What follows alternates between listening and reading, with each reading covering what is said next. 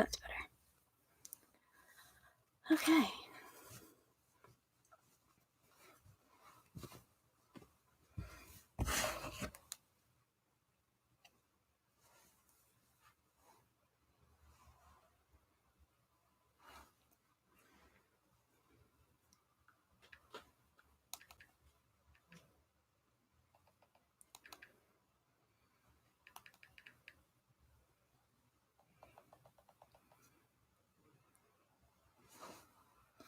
Hi. Hello, everybody.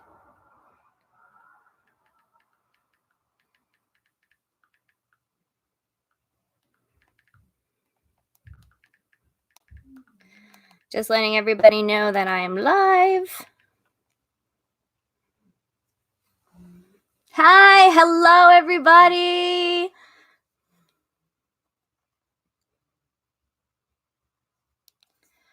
How is everybody doing on this Saturday?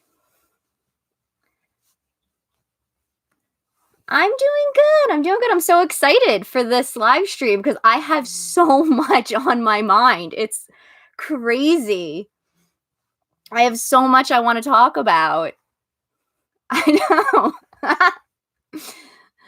I'm like, I don't know. I've just been in such like a contemplative, reflective mood that I've just been like having so many thoughts and so many ideas and things I want to do. And so I'm like really excited to share it with everybody, especially because I want to get like the community's opinions and thoughts on it and all that. So I'm like really excited about it. Which is funny because when I decided to do this live stream, it was like, I don't know what to talk about. And now I'm like, I have all of the things to talk about. Oh, Zoe, I'm excited that you can finally participate too. Oh, Oron High School Host Club. Yes.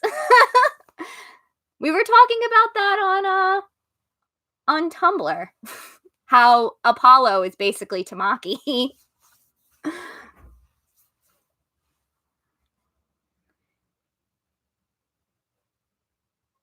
Oh, Loki and Thor sounds like that would be fun to hang out with for Yule. I'm excited for Yule, which is, as we'll talk about, very rare for me because this season is not my favorite. Oh my god, Wifey's on the live stream. Wifey. Oh, now it's a party. All right. Oh, it's my wifey. Oh, I'm so excited you're here, wifey. Oh, but that's cool that you're going to Israel, though. I mean, Athena. Yeah, that is tradition. I was supposed to be playing ABBA when you all walked in. Oh well, I failed.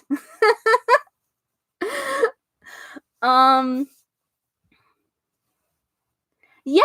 I'm so excited that some of you who like really couldn't be here or haven't been here much are able to be here. So I'm really excited. I read a post where people were kind of talking bad about November. That it's just kind of like the meh month, because you got October, which everyone's excited about October because Halloween, and then everybody's excited about December because of the holiday seasons and New Year's and everything. So November is just kind of like the meh month.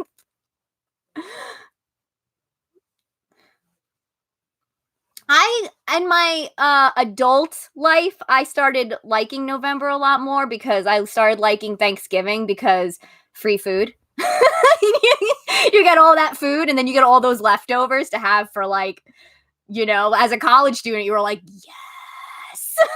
So November became like I get food. I get to eat and not have to cook. It is a Mabel shirt. Oh, I'm so happy somebody noticed. I was hoping somebody would. Oh, I love Mabel so much. She's like my soul sister. I love her. Gravity Falls is such a great show. One of my goals is to cosplay Mabel and to dress Moo Kitty up as Waddles. She'll hate me, but I want to do that so bad. Okay. So I guess maybe we should start on everything that I want to talk about, considering it's so much. Got my Starbucks holiday cups. Yeah. Should I think? Well, we're all talking about Yule, so maybe I should talk about Yule and all that. It's a lot of them are all related to each other, so I feel like I'm gonna end up just jumping around a lot. So for me, I know I'm not alone in this, because I think I always see posts where people kind of talk about the anxieties and the pressure and the expectations and just the general blahness of the holiday season and also the winter season. And that's something that I feel a lot, specifically with the holiday season. Like, as a kid, I of course, like, I liked this time of year, but for the superficial reasons, like, I got presents and I got off from school. We had like some traditions, but nothing that it was really kind of like, yeah, I love doing that, or I look forward to that. It really was more like, I can't wait to get all of my presents and be off from school and play all the video games I got, and, be able to hang out with my friends and see what they got, and, stuff like that. And then when I got older, because the whole thing is as you get older, there's more expectations put on you around the holiday season, because you need to go to places more, like, and you're the one that also has to buy gifts for people now too. And then working, as any of you who work retail definitely are gonna relate when I say this. Working retail for 10 years sucked the joy of the holiday season right out of me. Any that I had going into it was gone by, the time I finally left. It was like, all I could think about was, oh my God, I have to deal with selling people shit, people, wanting shit and we don't have it, and just the chaos, and just feeling everybody's anxiety around it, because we all are feeling anxiety around it, because we all want to get everybody, and it's like, it's so materialistic, and it's so not what the season's supposed to be about. And I feel like too, as time has gone on, we're more and more losing what the season is supposed to be about. I mean, it just shows in the fact that Black Friday has completely taken over Thanksgiving. The season that's supposed to be all about what you're grateful for and giving thanks, and capitalism has completely just bulldozed over that. And it's taking over the holidays, which holidays is supposed to be about giving, and it's supposed to be about family, and, spending time with people, and all of just these wonderful things that is not really supposed to be about materialism and consumerism and capitalism, but it is, because it's, spend that money, make sure you show your loved ones you love them by spending money, and get the great deals. And it's all about that. And also the pressures of being around family that you don't necessarily get along with. It's that pressure too of, well, your family, so you have to do this. This is your obligation. When it's like, I don't see these people for the whole year for a reason. Like, why am I spending not only my money, but my energy on stuff that is only hurting me and harming me? So there's just so much essential bullshit now around the holidays that it's just kind of like, I found no joy in it anymore. It was all like more of like a chore and a labor to do. And that's actually one of the reasons I love Halloween so much, is because there is no pressure or expectations on Halloween. Halloween is like your holiday that you get to choose however way you want to spend it. You know, you don't have to get anyone anything. You don't have to do anything. You do what you want to do. If you want to sit in and gorge yourself on candy and watch Hocus Pocus all day, like I pretty much did, you can do that. If you want to go out to a party with your friends and get dressed up, you can do that. You know, there's no expectations with Halloween. It's a fun holiday that's just for you to decide how you want to spend it. Well, the holiday seasons, it's so much expectations. So I stopped liking it as an adult because it just, for my anxiety and for the type of person I am, it didn't match my values. And I have a lot of like shadowy and issues around my own family. I think we all do. You know, there are members that we don't get along with. There are just, infighting or just a lot of just trivial stuff that you're like, I don't want to freaking deal with this. It's so much of that you just are like, I have to deal with this. And also, like, my parents are divorced. So, and I'm 31. My brother, he's autistic, but he's 25, but he doesn't really have any, all he knows about it is he gets presents. That's literally all he cares about. He gives me his list. He's like, Jesse, I want this. And I'm like, okay. And that's it. Like, that's all he knows about it. So it's not like we have,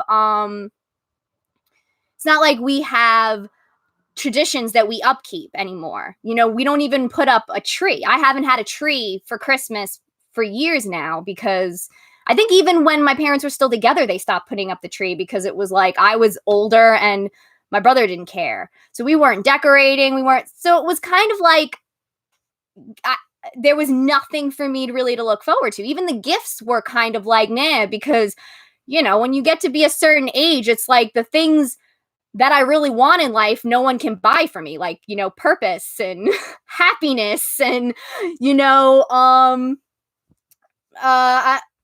purpose, happiness, and like a direction, all these very intense things that like you can't buy from a store, so it's kind of like, that's great, you got me this video game or this eyeshadow palette or whatever, but that doesn't fill in the emptiness in my soul. It sounds so dark, but it's the truth. You get to a certain age and you're like, or just give me money so I can pay off my debt. Like, like materialism just becomes a little meaningless sometimes. Okay, my rant on you get the idea. It's just kind of like the holiday season just kind of didn't do anything for me. And then winter, I get seasonal. I already have depression and then I get seasonal depression on top of that, and it happens in the winter time. So because I'm not a fan of the cold, I don't like, especially the big thing is the snow. Where I live, it snows, and I have a lot of anxiety around driving. And as an adult, snow's fun when you're a kid because you don't really have to, you can just play in it and you may get off from school, like generally, like there's no responsibilities. I mean, I know maybe some kids actually did have to shovel. I was a spoiled princess and never had to shovel. So, so for me, it was just like snow was great when I was a kid. And then when I got older, it was like, no, you still have to go to work. Or, sometimes even classes wouldn't close, you still have to go to class, or, you have to dig yourself out and you still have to go. And so it was like, I already had anxiety driving when it was like a clear, nice, sunny day and the roads were fine. And now I have to drive in the snow. So it was like, for me, when winter came around, it was like, as I got older, winter just became more and more of just like where my anxiety would just be like, oh God, whenever it was like you heard about the snowstorm, especially when I knew it was coming on a day where it's like I had work, because I was like, crap, I have to figure out, can someone drive me? Do I have to dig myself out? Like it's a pain in the ass. And not to mention, I just like, I'm not a big fan of the cold. I don't like wearing layers. I was born at the end of June, so I'm a summer child. I like the warm weather. Just you're inside more, it's dark, like it's very much for people who struggle a lot with leaving the house at all and socializing. The winter just kind of like makes it even harder, which then makes you more depressed because if you don't go out and socialize or get out in the fresh air and you're just sitting in your own misery all day, you're just going to sink deeper into it. And that's usually what would end up happening with me, and I would go stir crazy because I'm just in the house the whole time. But then I also don't want to go out because then you have to put on all of the clothes and you have to, warm up your car. And it's just like, it's too much. Okay. My ranting. I've noticed that some people do get the seasonal depressions in the summer. Like summer, it's summer that affects them. I don't know. For me, it's the winter. I love the summer because I'm very much like a child of Aphrodite. I like being in as little clothes as possible. I like being able to just walk out the door without having to worry about, having a coat, or any of that. You just walk out the door. You can just sit out in the sun, and you can just have the windows down, music blasting. You don't really have to worry about, the weather, especially with driving. Like I love the summer. I'm definitely a summer person. It's winter that really gets to me. So that's actually why I'm doing a lot of what I'm doing, is because I'm trying to change that. So celebrating Yule is one of the things that I'm trying to do to help me be a lot more excited about the holiday season, and to help me be excited about winter, and to find the joy and the benefits of the energy, and to take advantage of it for the season. And one of the things, as if some of you have been following me know, that I'm really getting into is working with Artemis. I kind of it came about where I just kept thinking about her. I couldn't stop thinking about her. Now, I don't know whether it's she's calling to me or if it's just me. But you guys know I've talked about it plenty of times where it's like that doesn't matter to me which it is, because I want to work with her, and that's really all that matters, So she's been kind of she was on my mind a lot, and even before I decided to do this, I'd always associated her with this time of year. And actually, when I was trying to do the every month cover a different deity, I had her assigned to December. So and I did that, I think, at the beginning of the year. So it was kind of I was almost setting myself up for this all to happen. So I just kept thinking about her and thinking about her. And I remembered a quote from one of the books I read that basically talked about Artemis kind of representing a little bit of the stillness and the silence. And then also that related to another quote about Yule and the winter solstice being the same thing, about silence and stillness. And I was like, there's a connection here.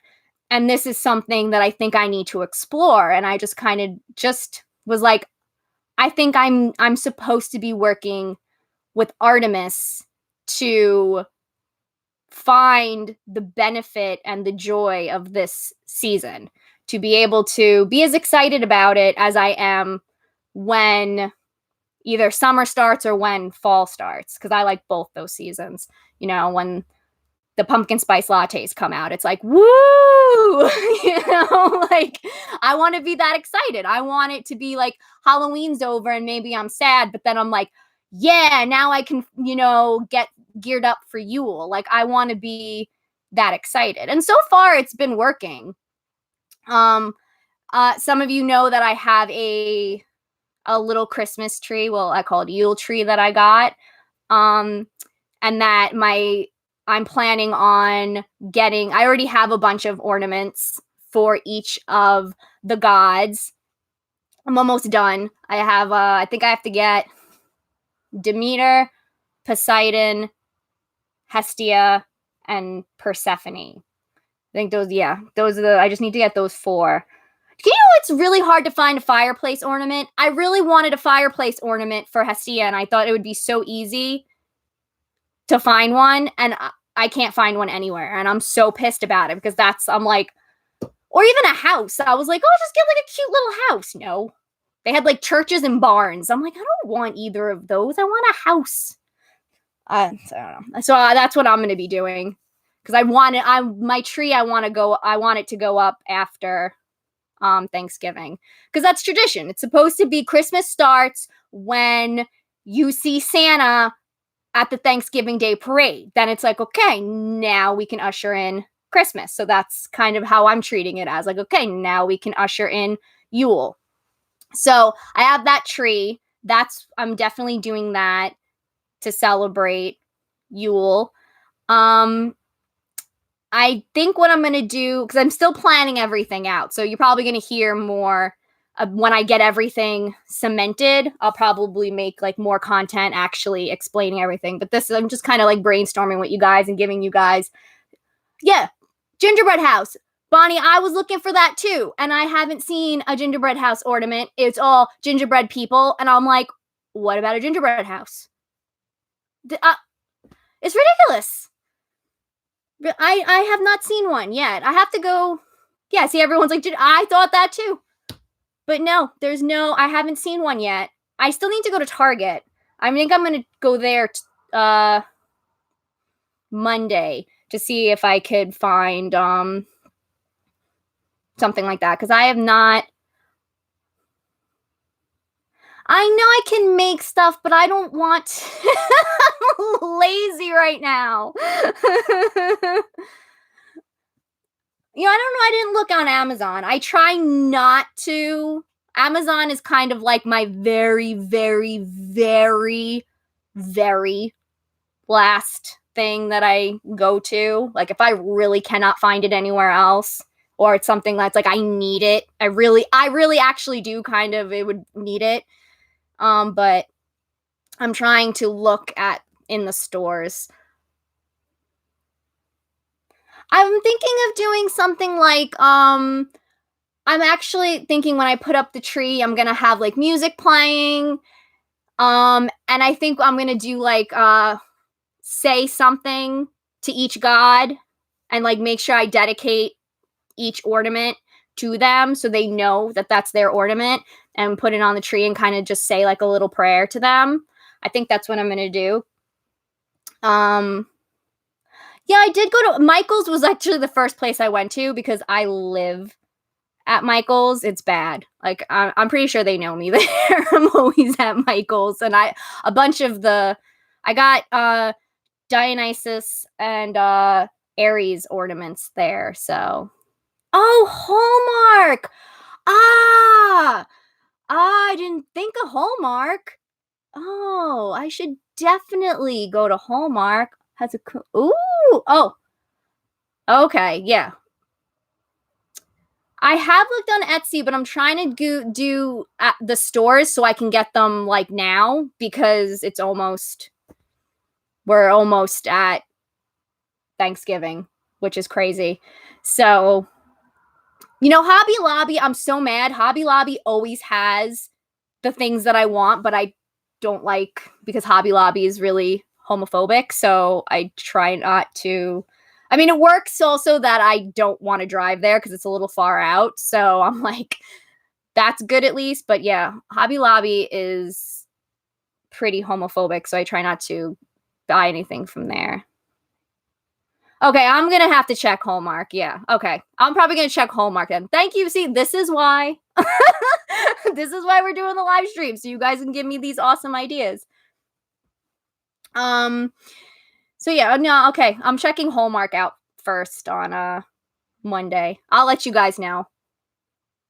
Yes, I know. I love it. I'm going to tell the gods. I'll be like, this is the work of all of us coming together to make this happen. I'm like really excited about it. And it's been cool seeing the reception of it, because so many people have been like, this is such a cute idea. This is a great idea. I love it. And it's gotten, some people have even said like, oh, this is making me excited about the holiday season, hearing about what you're doing. And I'm like, oh, I love that. So I'm excited. Okay, I'll have to check it out and I'll let you guys know what ornaments I get. But yeah, I just need, because I think I'm going to use, I forgot that I actually have a mermaid ornament that my friend got me from Starbucks that funny enough, was on my Aphrodite altar, but I didn't think, oh, I have an ornament already that I can use for Aphrodite because I've been using it. It wasn't until like I saw mermaid ornaments when I was like shopping and I went, wait, don't I have a mermaid ornament? Oh, yeah, I could be using that for Aphrodite. So, and I think my friend got me a Jack Skellington ornament, and I think I might use that for Hades. I'm trying to be like smart about how I spend my money instead of immediately being like, I need this, because if any of you followed me on Tumblr, you know I was giving a whole bunch of stuff away to people because I'm like, I have way too much stuff that I'm not using. And that's one of my goals in 2020 is to really, focus on using what I have instead of constantly being like, well, now I need to get this or I need to get that. Like really taking stock of what it is that I have, both as a witch and as a worshiper, and, be creative and use that stuff instead of immediately being like, oh, this looks good, I'm going to buy this and add it. And then I just end up with so much stuff that, and then I end up giving everything away again, which I'm sure everybody loves that though. They get free stuff from me. Oh, Joann's. I love Joann's. I got my fabric from Joann's, which I was really happy about because it's pretty much what I was looking for, which was like the, it's not around, but, like the blue and white glitter scene with, the forest and the deer and everything. And I got it on sale for like $6. I was like, this is amazing. Like I loved the ones I showed on my social media, but it was going to be like $20 for a yard when I got a yard from Joann's for $6. So, oh yeah, Joann's is definitely a money suck. Absolutely. It totally is. Especially for fabric, because it's always on sale and you end up just buying all this fabric that you end up like not really using. That's how I am with Michael's though, because Michael's has all the decor stuff and they have all the stationery stuff, and like it's all of my weaknesses in one store. Stationery and then like all the seasonal decor stuff that I'm like, I could put that on my altar, And everything's usually on sale or they're coupons. So you're like thinking, this isn't going to be that expensive, but then you buy like 15 things. It's like, it's so, oh yeah, the paints, forget it. We're getting super off track. Oh, we're getting so off track now. Okay, so the tree, I'm doing that. And then I think I'm going to officially start my relationship and my work with Artemis on Yule, because I think it gives me plenty of time to really figure out how I want it all to go. Because I think one of my problems is that I just I don't plan everything out enough. I just kind of like think of, especially like when I want to work with the deity, I think I just say, oh, I'm going to start working with the deity, but then I don't plan, well, what's the work going to entail? What are you going to do? And when are you going to do it? What's the main goal and all that stuff? And so I think I want to make sure I flesh all of that out and have an idea of what it is, like what exactly the work is going to look like, how, like what it's going to entail, what it's going to be and everything. And then I'm going to kind of, on Yule, have that conversation with Artemis. Although I did already technically say hi to her on one of my devotions. I just kind of said hi, Artemis. I want to work with you kind of thing. And I asked someone to do a reading for me, and it seemed like it was very positive. It was not subtle at all, which means that it runs in the family because we all know how not subtle Apollo is, which we're going to talk about that. Apollo and Artemis, definitely. I have thoughts on that. But anyway, before we get off track again, it seemed like she was very much like, yeah, let's do this. The only one that has any hesitation is you. So let's do this. And I was like, okay. So it seems like she's very open to it and she wants to do it. She wants to help me out. So I'm very excited about it. Yeah, so I don't really have everything completely worked out on it. I just really think I want to spend a lot of time in silence and stillness and a lot of time with myself and being reflective and thinking a lot more about things. I'm really excited because I'm definitely doing it. I'm so doing it. I am going to take up archery. I am so excited about it. I've been and this isn't just because of everything with Artemis. I've been wanting to do it for years. For years, I've been wanting to learn archery. And there's a place that's actually not that far from my house that, I could definitely go to and everything. And I just thought about it and I was like, you know what? That would be a perfect thing to do for Artemis and for myself. And I think that would be a fun thing and it will make sure I get out of the house during the winter time.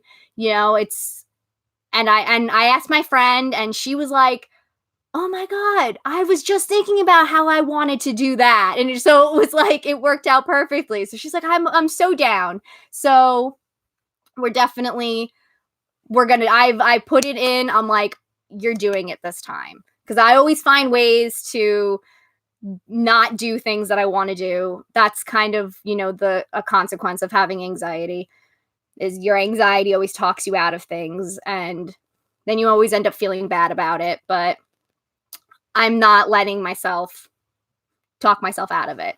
But this is one of the reasons why I love devotional acts so much. I know I talk about them a lot. I love that someone called me the queen of devotional acts. I'm like, I will take that title because one of the reasons I'm so motivated to do it is because of Artemis, is because I want to do this for Artemis and in honor of her. And because I have that element of it being a devotional act, I'm much more motivated to push past my anxiety to do it.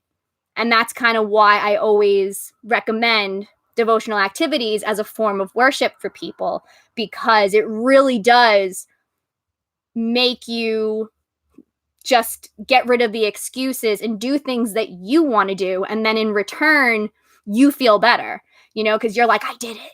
Or, oh, I'm so happy, and maybe you discover a new passion. You never know. So that's one of the reasons I love devotional acts so much, is because they just really force you and encourage you to move past the fear and the hesitation and to just live life. And you can, because it's like, the truth is most of us would, like, I think one of the funniest things is my friend would always say, I hate making phone calls for myself, but if I have to do it for someone else, I have no problem doing it. I'm like, yeah, if I have to make a phone call and talk to my cat's vet, I do it without hesitation because it's not for me, it's for Moo.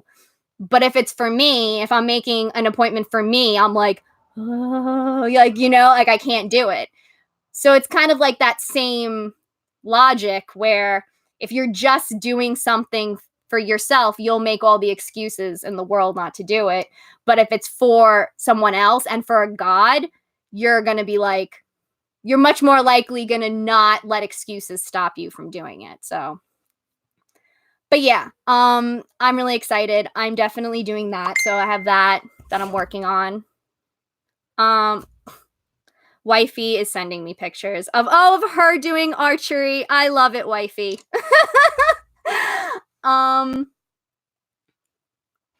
Right, Bonnie?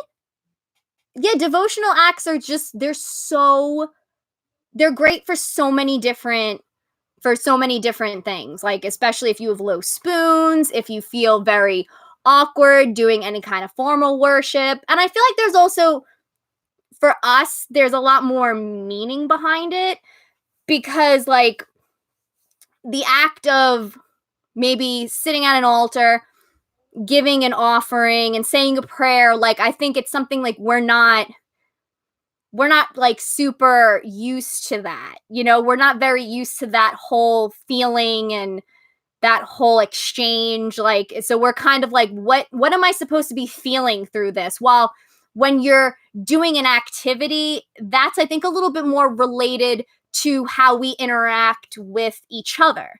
Like when you're hanging out with people, you go and do something together, or like when you go on dates, you do stuff together, you go to the movies together, you do a lesson together, you go for a walk together. Like, it's a little bit more related to how we interact and show affection and care for each other, as opposed to just sitting at an altar and giving food or whatever. I think it feels like a little bit more awkward, and I feel like with devotional acts, with something like we understand more because it's what we do. Yeah, I love devotional acts. I will keep recommending them, and I will keep pushing them on people. I will never stop talking about them because they've been essential to not only my worship, but also just my well-being. Because again, it's that idea of when you do something, when you trick your brain into saying this is for somebody else, you're more likely to do it. And then when you're doing those things, you feel better. Especially like when you're depressed, or when you have anxiety, or you have any if you have a chronic illness or any other mental illness, sometimes it's so hard to do just the basic things that you need to do to feel better. Like I just said about, like, with winter and everything, sitting in your own misery just fuels the fire and the cycle of negativity and depression and yuckiness and all that. You need to actually like get off the wheel in order to start feeling better. And to get off the wheel, you kind of have to do things. But it's hard to, when you have all these feelings and emotions and things that are just and thoughts, intrusive thoughts that are preventing you from doing what you need to do for yourself. And devotional acts kind of helps trick your brain into thinking, no, well, you're not doing this. This isn't for you. This is for your God. Like, your God's going to be so happy. Like, Aphrodite's going to be so proud of you and going to be so happy that you got up and brushed your teeth, or you got up and took a shower. You got up and made yourself a sandwich. Like, she's going to be happy. And then thinking that, you're much more likely to do it because you're making Aphrodite happy. You're not thinking of it as I'm doing stuff for me. It's I'm doing it for Aphrodite, but you are doing it for you because you end up feeling better, because not only obviously you did the act so you feel better, but also now you're thinking, I made Aphrodite happy. Maybe I'm not, my brain says I'm worthless. Maybe I'm not, because I just made a goddess so happy because I ate a sandwich. Maybe I'm not that worthless as my brain is trying to say to me. So it's like, because that's what I've learned in therapy, is it really is about changing your perspective and your mindset and your thoughts and everything. That's really what gets you out of that constant negative cycle and that constant feeling of sadness and hopelessness and depression and all of that. It's the changing of your mindset. So devotional acts kind of helps that. And again, we got, that's kind of what I love about these live streams, is we go in all different directions. See what you guys are saying. I'm talking about Aries. Oh, I love that. Keeping your car clean for Hermes. I should think about that. Doing Uber Eats delivery as a devotional act to Hermes. Abso-freaking-lutely. But isn't that great? Like, they can be like anything. Yeah, Anna, let me tell you, I get my chores done because I think of it as a way to honor Hestia. I hate doing chores. Washing the dishes especially is the thing that I hate the most. I hate washing the dishes. I think I've talked about it before. I freaking hate washing dishes because it's never over. You are never done. Like, you're never done. Because once you think you are, but then guess what? You got more. Eventually, you're going to have more to do. It's a never-ending cycle. And it's different than laundry because laundry you can put off. Sorry, my mother's messaging me. You can put off doing your laundry for a fair amount of time, but your dishes you pretty much almost have to do every single day. Like, if you want to be really responsible about it, you do it every day. I'm not like that because I just hate doing it, but I'm much more likely to get it done when it's like, okay, this is for Hestia. Hestia will be so proud of me. I love Hestia. Oh my god, we all know how I feel about Marie Kondo. I like cried when I watched her show on Netflix because I'm like, she is adorable. She's so small but so mighty. Like, I love her. All right, what was I talking about? You know what? Hold on. Let me just message my mother, just so she knows I got it. Okay. So we were talking about Yule. We were talking about Artemis. Oh, okay. So I could talk about this. So one of the things that I was really thinking about when I was first contemplating the idea of working with Artemis was I started realizing that the way I was viewing how I believe relationships with the gods is supposed to be, like, should be. No.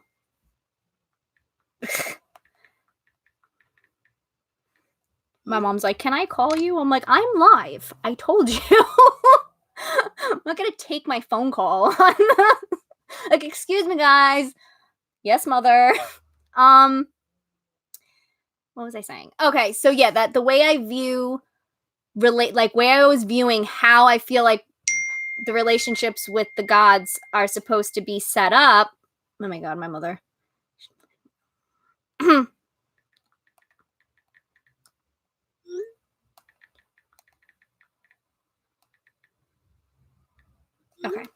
Sorry.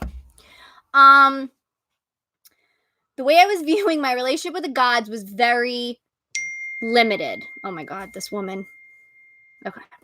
It was very limiting. Like, it was very limiting because I realized I was thinking that in order to have a real relationship with the gods, I needed to be doing something with them and for them, like, every day, which is not true because the ancient Greeks weren't like that. And even so, it's kind of like, no, but that's what being what a devotee is. Like, a devotee, you essentially kind of make the gods more of a priority of in your everyday life. I think maybe I was so used to always being, because I pretty much only work, like, I only really focus on the three that I'm devoted to. So, because, like, my idea with Artemis was for it to kind of just be a winter thing. You know, like, I wouldn't necessarily be worshiping her in the summertime. I don't know. Maybe our relationship will develop differently, but my thought process was that, like, part of what will make me excited for, like, this season every year was because that's when I work with Artemis. You know what I mean? Like, and then the idea of working with deities during different times of the year. And then that kind of got me just, like, thinking more about ways that I can fit. Because my goal, one of the things I really want to do next year is to find a way to honor at least all of the main Olympians. And most likely also some of, like, the underworld deities, and probably also I usually always like to do, like, Eros and Psyche during Valentine's Day. But like the main Olympians, find a way to honor them throughout the year. And kind of I was realizing that the way that I was viewing how I develop a relationship with them was it was too much. Like, it was too much pressure to put on myself, that the idea is that I had to have them in my life like every single day, that's crazy. Like, you got like technically 13 at least, if we're not colluding Persephone and Hades. That's like ridiculous. How am I supposed to, unless I group them all together, which sometimes I do, but to give each one individual attention, that's a lot. And then it kind of also says, well, then if you're doing that, then what makes it different between being devoted to a god? You know what I mean?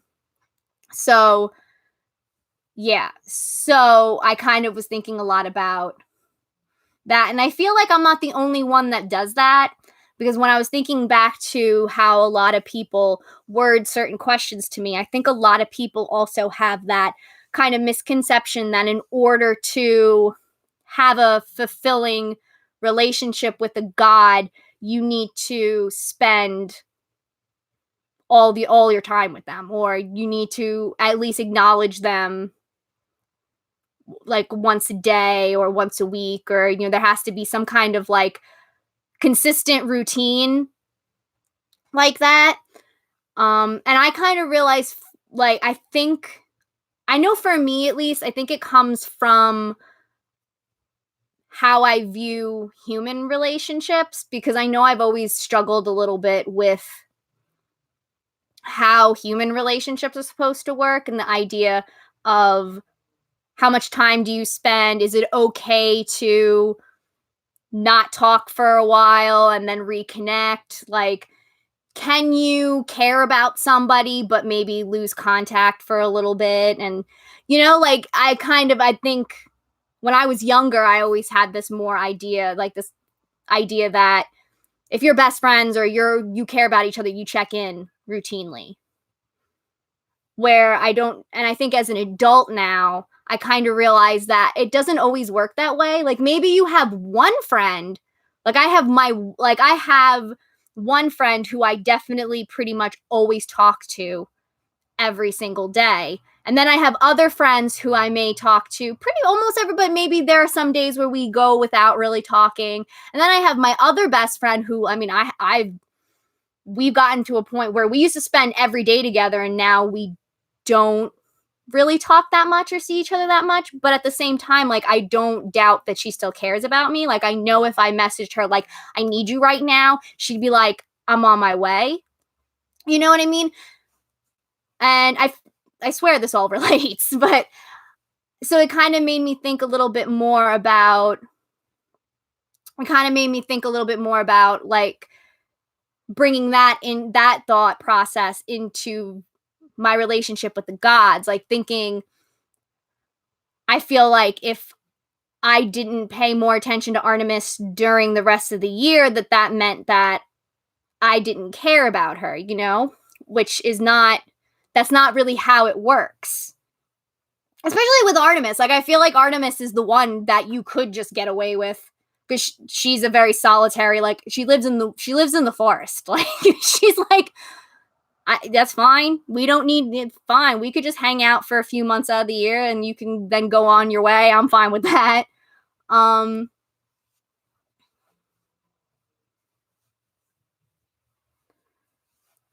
Yeah, you're right. Bonnie, it really does I think it does depend on the relationship and everything, and the friendship. And I think it's the same thing with romantic relationships. Like, I know for me, one of the problems that I have with the way society views romantic relationships is that once you're in one, you got to do everything together.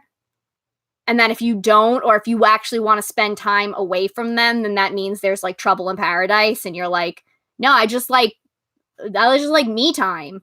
Like I just sometimes like time just by myself, or maybe I want, like, I don't, our lives doesn't always need to be like this, because what are we going to talk about? And I'm not going to have a chance to miss you if you're constantly attached to me. Like, that's just how I am.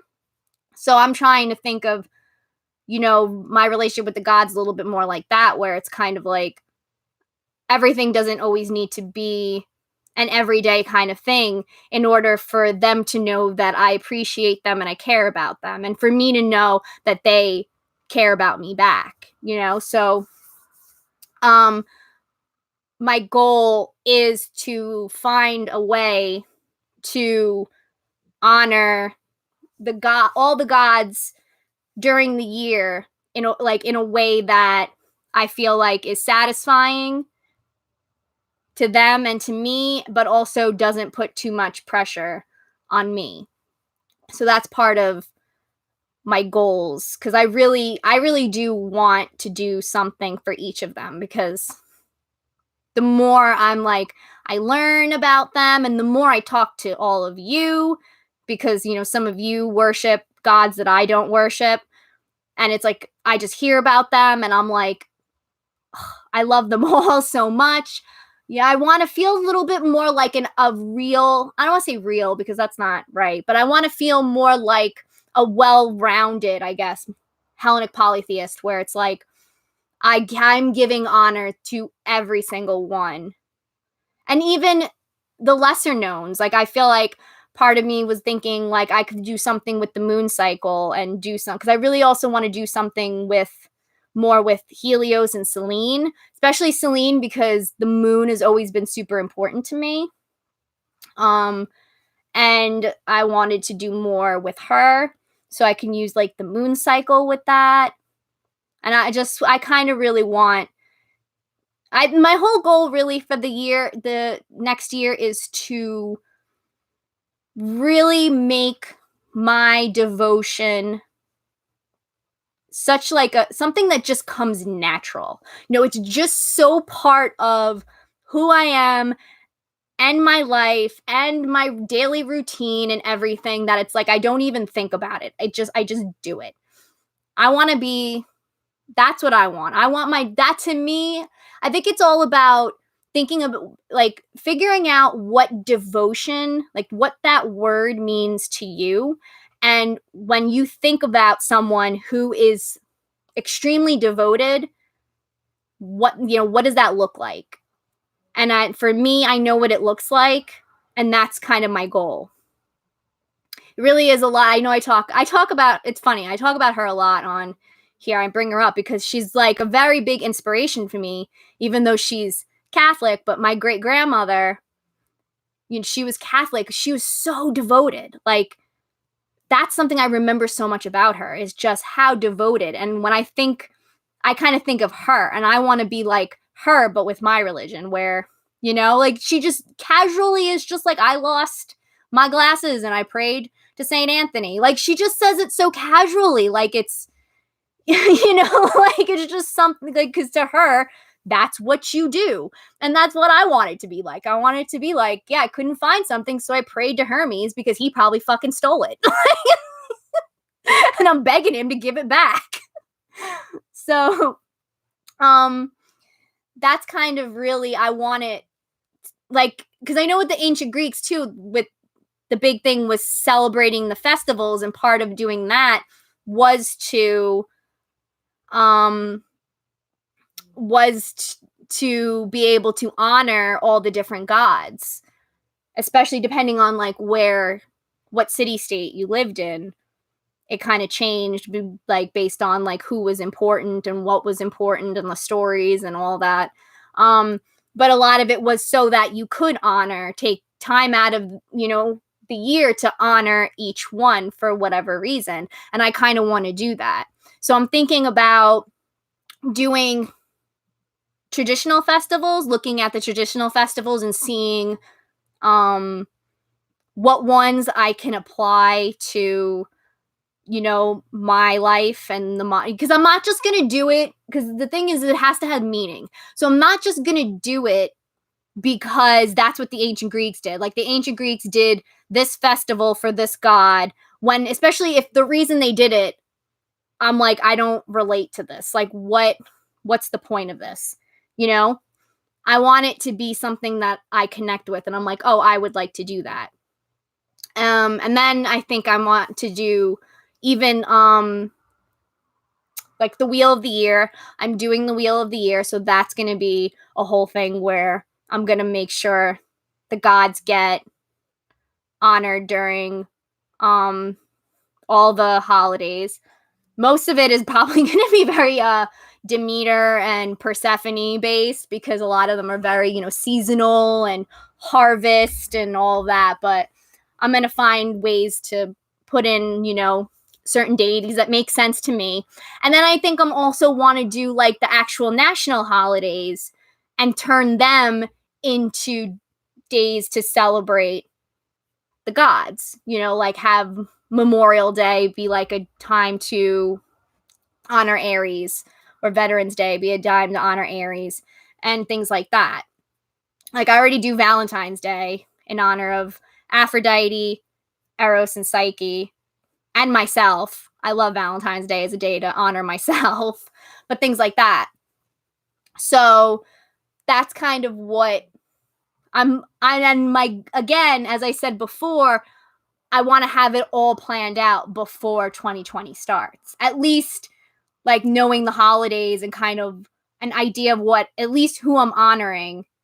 Because again, I have that habit of being like, I'm going to do this, but then I don't plan it out, and then I forget, and then it's the day before and I'm like, fuck, what am I doing?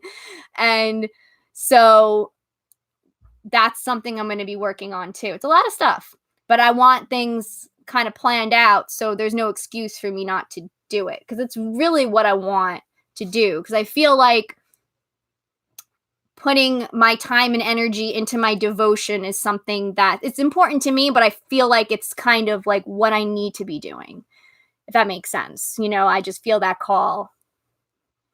Yeah, exactly, Bonnie. We're going to reclaim all the holidays for the gods. I feel like it's a great thing to do, especially considering a lot of holidays have a lot of not so great things surrounding them. So it's kind of like, let's make them better, Mm.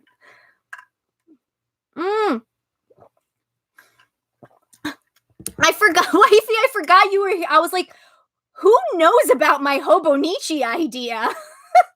Like, I only told Wifey. I'm like, oh wait, that is Wifey.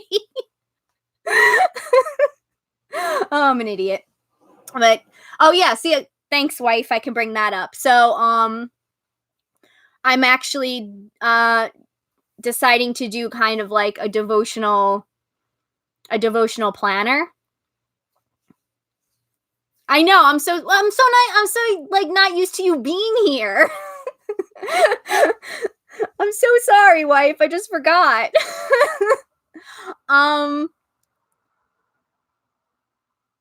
Who can we give Thanksgiving? I would give it to Dionysus. This November is if we want to make November a not meh month, dedicate it to oh yeah, Demeter's a good one too. You can dedicate it to Dionysus, because I think of Dionysus when I think of like the Thanksgiving aesthetics. So yeah, one of them you could do. And so Hestia is a good one too. Yeah. See, just you can do whoever, or you could do all three. No, there's nowhere that says you can't honor more than one. A lot of times that's what the ancient Greeks did during festivals anyway. They honored more than one god. So yeah, rotate weeks. That's a good idea too, wife. Just do a bunch of gods. That's what I'm thinking about doing. I feel like I'm like, it's better.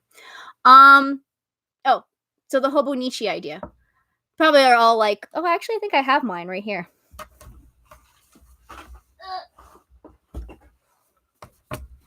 This is a Hobonichi. It's a Japanese planner system, and I actually really do enjoy it. Though I stopped using it because this is what I do. I start and stop things. But I'm actually thinking about getting one for 2020 and using it specifically.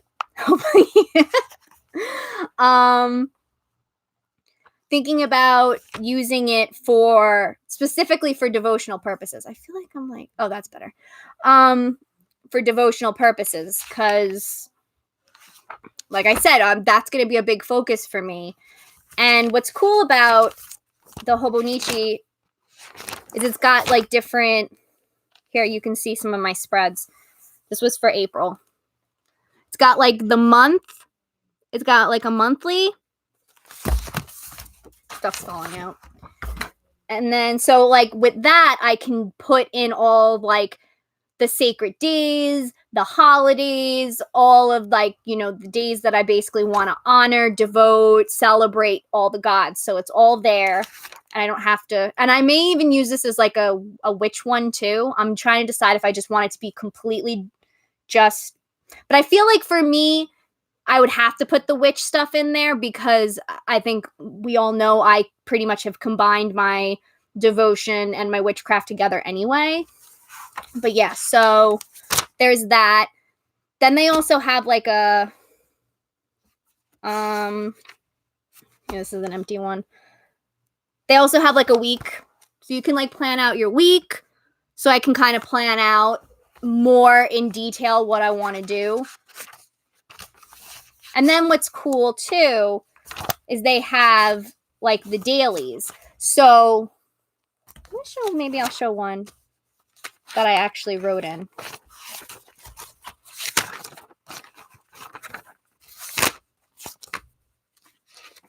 There we go. They have like dailies. Which I was really wanted to do too, because I want to like journal more about my experiences, my thoughts. I want to do a whole thing where I sit with the Delphic maxims and really like go through them and figure out like what they mean to me, how I can bring them into my life more, and all of that. So I kind of feel like the journal thing would be a really good idea for that. So and this is all because of wifey.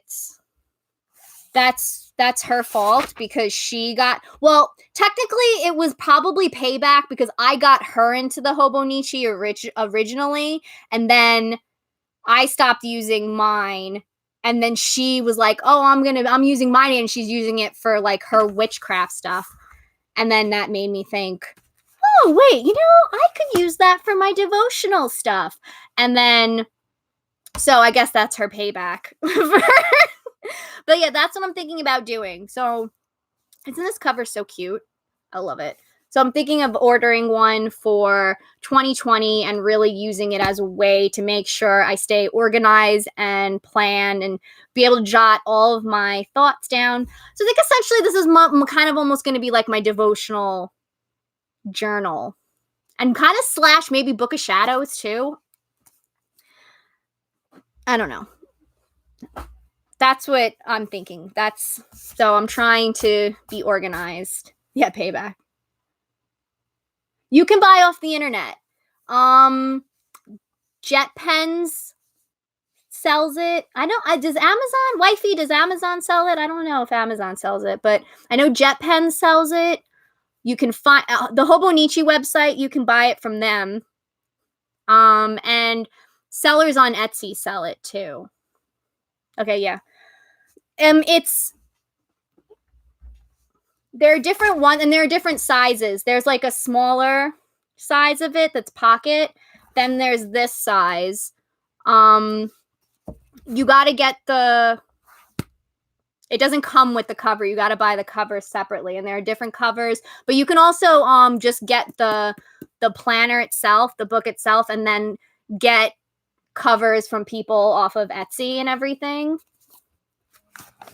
But yeah, the ones that the Hobonichi sell are really like the actual brand sells are like, that's what this is. This is from them. I love this one, but I love I really do like the Hobonichi. I will say, if you're a planner person and everything, I like it. And I can't believe So wife is just taking over my live stream with having me talk about the Hobonichi. I know. I know they are, so I love it. It's so cute.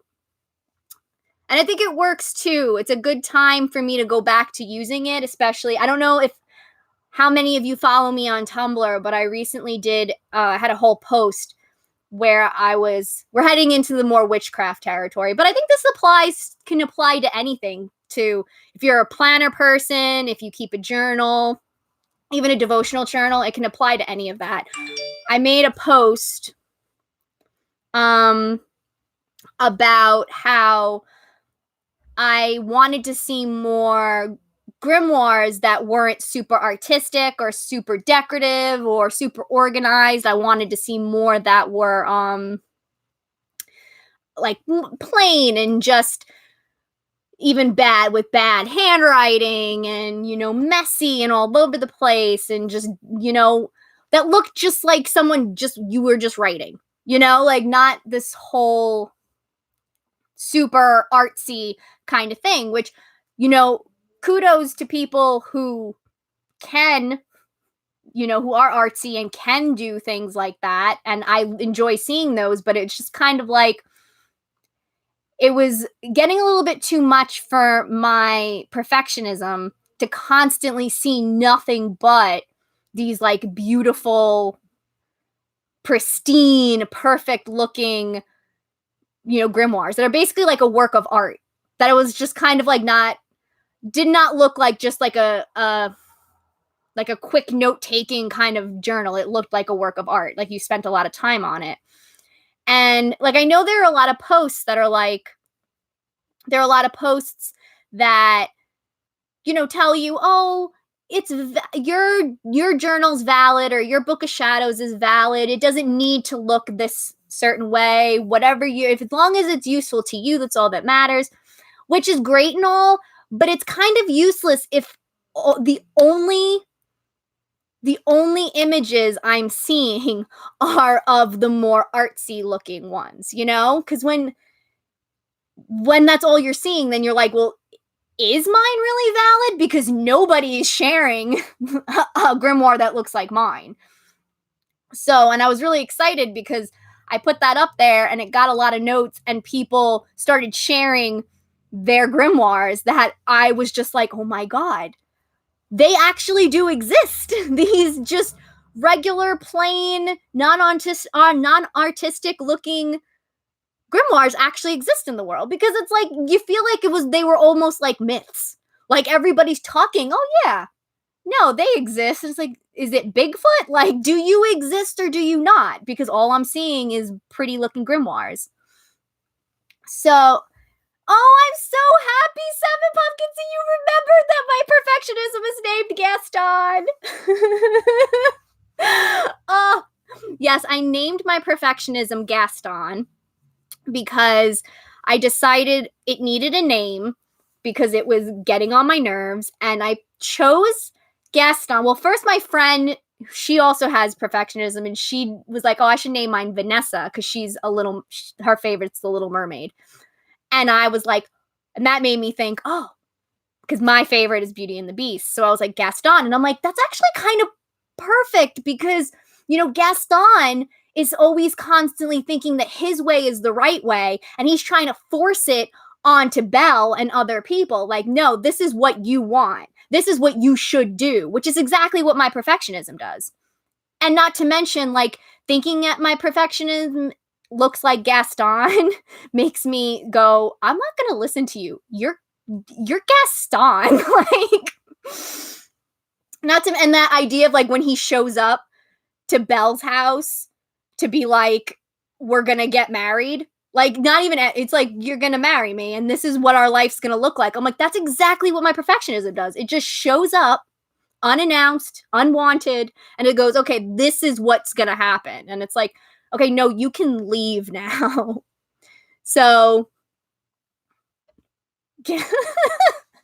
I named my perfectionism Gaston, and it works. It's been working really well because every time I feel it, I'm like, Gaston, you need to leave.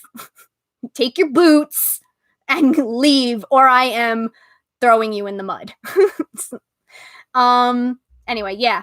So it was really nice seeing all those grimoires that just, weren't super artistic, but they were still valid. And I was so happy to see them. So now I feel like I'm in a place where I can start keeping journals and my planner, and where I don't focus so much on how it looks, and more on its use and its purpose and its function.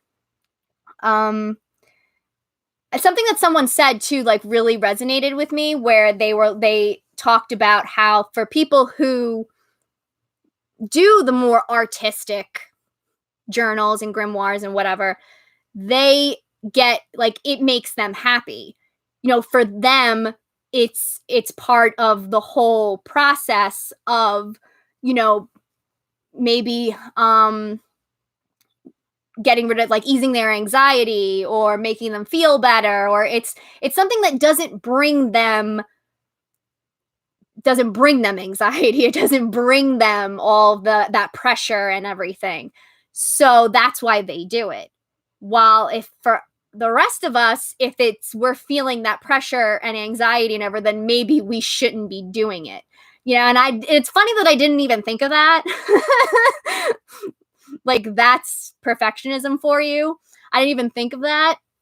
So it was kind of like, oh, you know what? Yeah. Like, and weirdly, that was very freeing. Like, if it's not bringing me, in the words of a very wise Japanese woman, if it doesn't spark joy, get rid of it. So yeah. So I think getting the Hobonichi and having that as my, like, kind of like my devotional journal / planner, I think it's the perfect time for it, because I feel like I'm in a process where I'm got, Gaston a little bit more taken care of, and I kind of have a better idea of, like, this, I have a better handle on knowing that I don't need everything to be aesthetically pleasing. It needs to have its purpose, and it needs to perform that purpose. I can definitely agree with that one, Bonnie. Sharing more imperfect altars and shrines, definitely. I agree with that too. I think in our community as a whole, we need to start, because I think everything is that's kind of where we are as a society anyway. Everything on social media has to be somehow aesthetically pleasing, between, like, even like when you're just sharing a picture of what you're eating, you still have to give it the right filter so that it fulfills your certain aesthetic, right? And it's kind of ridiculous, because it's like, it's just food. So yeah, exactly. The Instagram culture. And I was actually falling down that hole for a while, specifically on Instagram, because I was like, and even with everything, because I'm like, part of me was like, you labeled yourself the pastel priestess, so everything you do has to be pastel. And it's like, no, it doesn't. Like, I'm like, that doesn't, I feel like, yeah, maybe like aesthetically some things are nice, but I feel like people, that only takes you so far. Like, I don't want to be an aesthetic witch or an aesthetic polytheist, or, like, I care more about, like, having these discussions and the content, and, making people think and helping people, For me, I like the pastel, because a lot of what I do is very pastel-y, and that is an aesthetic I like. But I think we've all know that I also am I like more like the darker aesthetic too, but I was falling down that rabbit hole where I was like, I have to give everything a filter to make it all look pink. It's like, no. And then I stopped kind of posting, because I was like, I'm not in the mood to sit there and make everything look pretty. I just want to post stuff. And it's like, so then just post it. And so I kind of stopped caring too much about the aesthetic of it all, because I'm like, you know what? Like, whatever. It's not that big of a deal.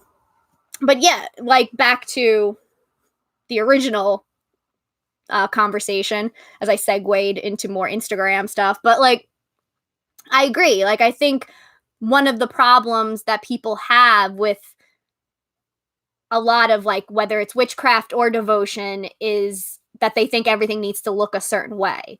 And again, just like with the grimoire conversation, it's words can only take you so far. You know, if we're not sharing pictures, then we're kind of, it's that question of, well, if everything's valid, then why am I only seeing one aesthetic basically being represented? You know, like that's at least how I was thinking about the grimoires. And because I also think the problem too, a big problem with altars and shrines specifically, at least in my opinion, is that if all we're showing are these like my altar, I will use mine as an example. My altar, I mean, I don't necessarily think mine is like, people love my altar. Like, I don't necessarily look at it and would say it's like fantastic. But a lot of people, when I post pictures of it, people like are like, I fucking love your altar. It's so beautiful. It's so like, people love like basically the aesthetic of my altar. But the problem with that is that wasn't something that came overnight. That took years to get it to look that way. When I first started, it was a very tiny, minimalist looking altar. So the problem is a lot of people who are just starting, especially, they're thinking my altar has to look like Jesse's, which is, you know, I have a decent sized coffee table with all of these different trinkets and signs, and you know, I have my the representations that I cut out of magazines. Like, it took a lot of work and money, you know, essentially to make it look like that.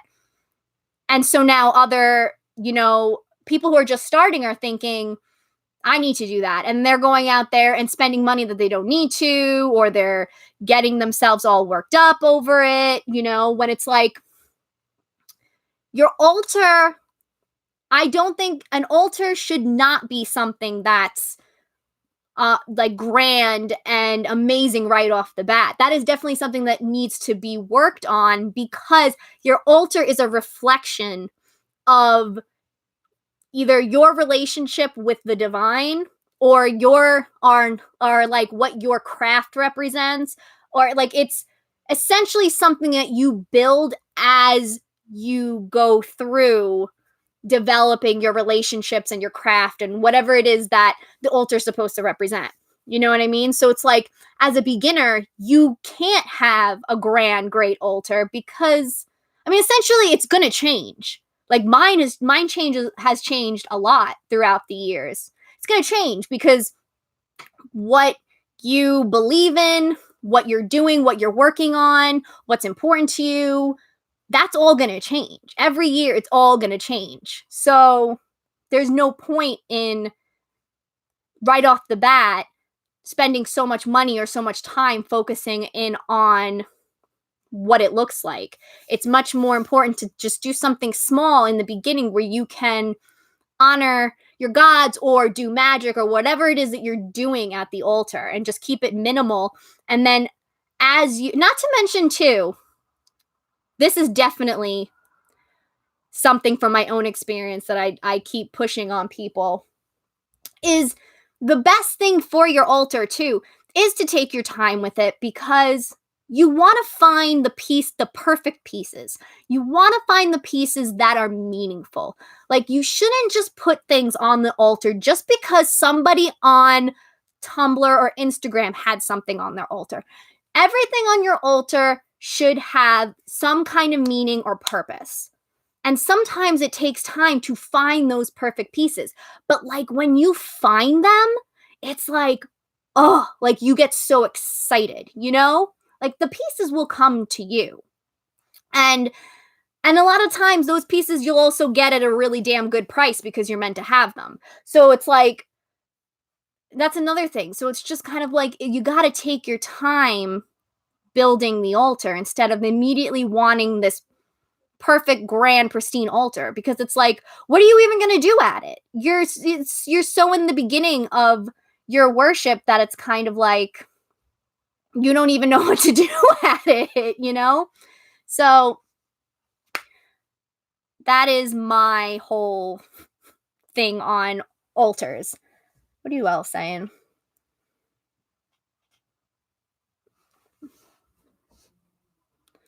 Freaking binders are great for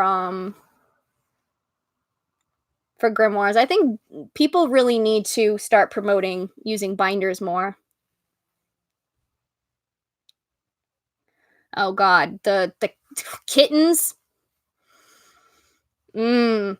The thing is my cat doesn't knock things over on my altar. She rarely ever goes on there, except every once in a while, all of a sudden she wants to jump on there. That's why I make the joke that that's when like Aphrodite and Persephone are like, it's Mukini, come here, you know, because it's like she'll ignore it and she'll sit right by it, but she'll ignore it, and then all of a sudden it's like she's on it, she's walking around, she's checking everything out, she's looking up, like there's something up there that she's staring at, and some like almost like something's talking to her. So I always joke that that's, you know, Aphrodite and Persephone actually being like, "Moo kitty," like, because they love her. But she doesn't knock anything over. And if she does, it's kind of like by accident. But she really doesn't knock anything over. And I don't really have anything on my altar that really is gonna break if she does knock it over. No. Yeah, most of it is not. So I don't have that problem, thankfully. My cat's pretty she's actually, in that regard, she's not a pain in the ass. In other ways, she makes up for it, but kittens, kittens. That's a little harder to keep kittens from doing anything, because kittens are gonna do what kittens want to do. You know, I kind of started too with my grimoire now. Is I have, because the thing that I feel like nobody brings up, and I don't know why. Like, for me, the importance of the importance of a grimoire is not just to record your spells or to record down like information that you find out, like, you know, what the moon phases mean and what different herbs represent or things like that, but like your thoughts on magic and your thoughts on what you're learning. Like, for me, that's what I really want to record with, like, with my witchcraft and also with my devotion. But like with witchcraft especially, like, how do I view magic? How do I view, like, what makes me a witch? You know, and all these other, like, when I learn about certain concepts, like the idea of, this kind of maybe segue into one of the other topics I wanted to talk about. Like the different concepts within witchcraft, like the idea of how we connect to nature, what magic looks like, how it functions, like the idea of how gender relates to it, and because, you know, a lot of things are really, that's another topic, but a lot of things are really gendered in witchcraft, which I kind of, but all these other concepts, like everything that, like, you, or like, oh, is casting a circle important? And if it is, why? You know, like, really taking the time to think about what you're learning and to interpret it your own way. Like, think about what is meaningful to you and why, and just really formulating your own beliefs on it.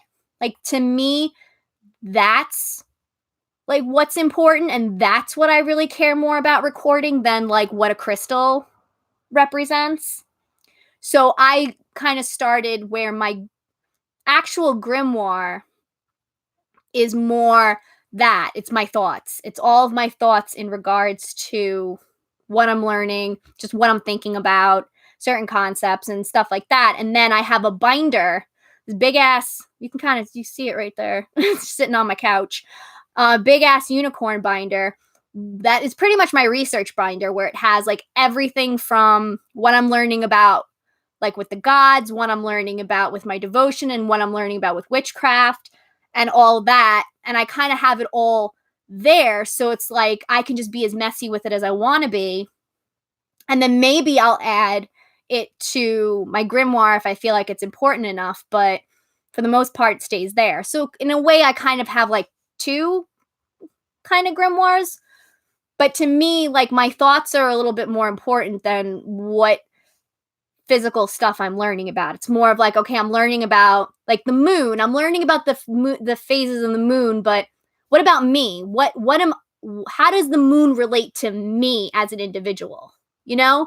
Like I feel like that's important to discover as a witch, not just, well, traditionally new moons represent new beginnings. Okay, but what about in your life?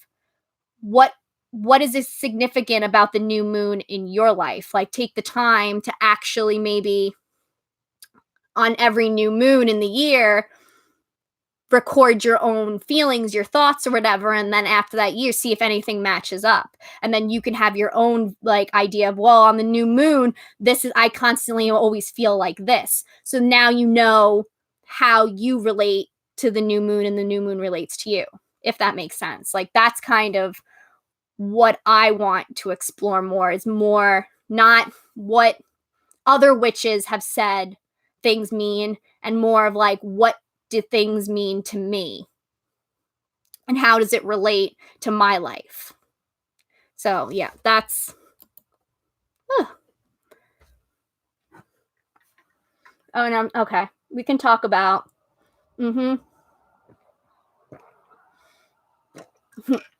Oh, we can talk about the gender thing, because I'm exploring that too.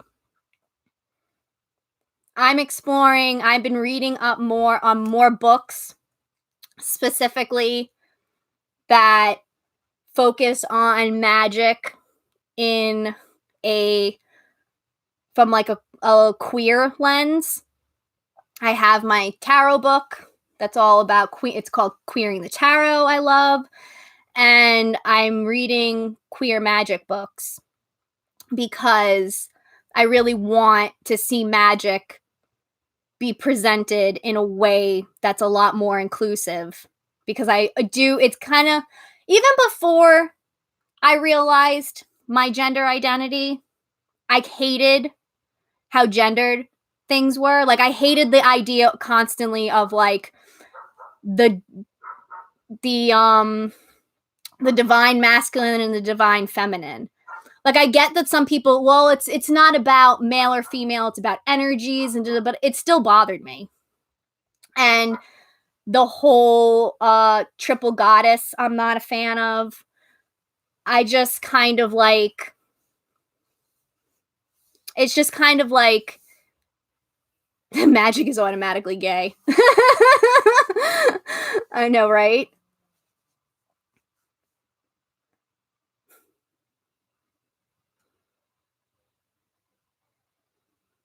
Yeah, but Seven Pumpkins, you have every right to feel that way, because a lot of them are like that. Like that one book, the fucking Lisa Lister book. Oh, okay, you got me on a rant. I'm going on a rant. I fucking hate that book. I hate that book so much, especially because like witches promote it so much, and I'm like, why? Like I got that book, and I should have realized, because you know she wrote a whole book about like you're getting in touch with like, you know, your period and how it's sacred, and you know how like we should, you know, like you being able to use it and honor it and da da da da. I decided to read that because I was like, well, maybe that'll be good for me, but I find no meaning in my period. I have no meaning in it. I'm like, I hate this thing, and I really wish my insurance covered birth control to make it go away. It only covers the regular birth control. So anyway, yeah, the Lisa Lister book is, she basically right in the beginning flat out says, I know I'm going to piss off trans people, but I don't care, because her wording is just so transphobic, and it just completely negates the existence of trans people, and it's just disgusting. And I literally, and that's like right in the beginning where she basically says that, and I almost threw the book against the wall and was not going to finish reading it, but I decided to keep going because now I was just curious. Okay, well, what else? And the thing too about the book, I mean, that should be enough to get people to, at the very least, like, the thing that bothers me is that the very least mention it. Like, people are promoting this book, but they don't mention that in there. They're like, this is a great book. And it's like, how about you, for like trans witches, let them know that this is not for them, that this excludes them from the conversation completely. At least, at the very least, the bare minimum that you can do as someone who gives a shit is to actually mention it, which is why I wrote a review on it, because I wanted it to be mentioned. But the book is also trash. Like, like, it's inaccurate. It basically says that like women hate each other because of the Salem witch trials. Like, it is so bad that it's like everything wrong with like white cis feminism or whatever. Like, it is so complete bullshit. Like, I hate that book so much, and it gets passed around the witchcraft community constantly. Like, I see it pop up all the time. People are like, I love this book, it's so great. I'm like, and that kind of leads into another thing. I wasn't gonna be like so ranty, but I just feel like the witchcraft community and the pagan community are not at all as inclusive as it tries to make itself out to be, like, at all. And it kind of is just been really getting to me lately, because, you know, witchcraft is supposed to be one of the most like inclusive things. Like, the idea is that anyone can be a witch, and that we all, as children of the earth, have the birthright to use, you know, the energies and the magic around us that nature has given us to manifest what we want in this world. Like, there's no segregation in it. Like, it's not supposed to be something where only a certain amount, like certain groups of people, can take part in. So like, but it's so like, all I keep seeing constantly in the community, the loudest voices always feel like it's, you know, straight white cis women. That's all I see constantly. And it's just like, and then so that the kind of witchcraft they're presenting is witchcraft for people like them. And then it gives the illusion that witchcraft is only for people like them. And it's like, no. It's kind of it's funny because it doesn't relate exactly to, but it does. What really got me going was I follow I forgot the actress's name, Rachel, but from The Craft, Raquel. I follow her on Twitter, and she ended up sharing a makeup palette that Manny MUA's like Lunar Beauty, I think, came out with, and it looked like a book of spells or whatever. Like, it looked like a book of spells, and then all the all the eyeshadow names were famous witches. And it just so happened that they named all of the craft girls except for one of them. Can you guess which one they left out? Conveniently, they left out the Black Witch.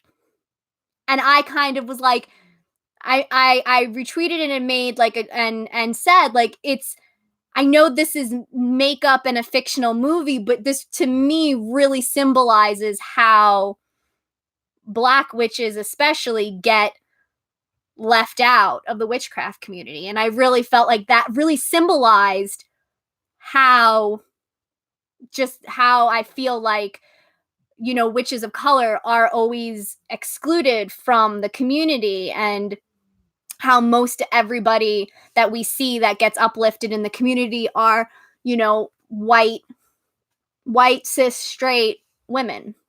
And it bothers me because that's not how, yeah, right?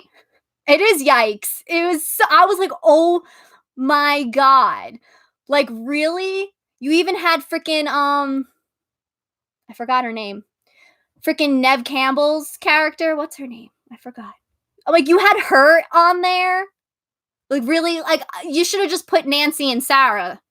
Like, then. Like, if you were going to put all four, then just put Nancy and Sarah. Or just Nancy. Like, because, I mean, let's be honest. Who's everybody's favorite witch from the craft? It's Nancy. Like, everybody loves Nancy. I don't think they did include Marie Laveau. No, I don't think they did.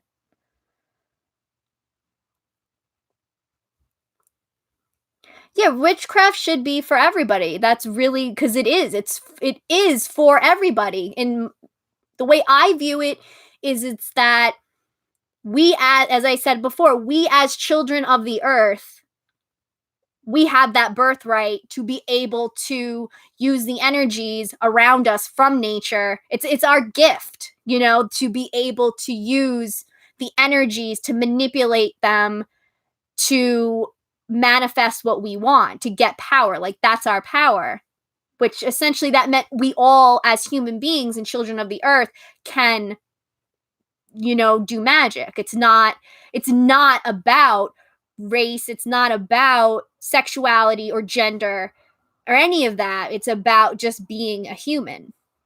But then at the same time, it's also like one of the things, because we had also had this conversation a little bit on not just with witchcraft, but I was really happy that the discussion happened on my blog, and I kind of really want more of it to happen.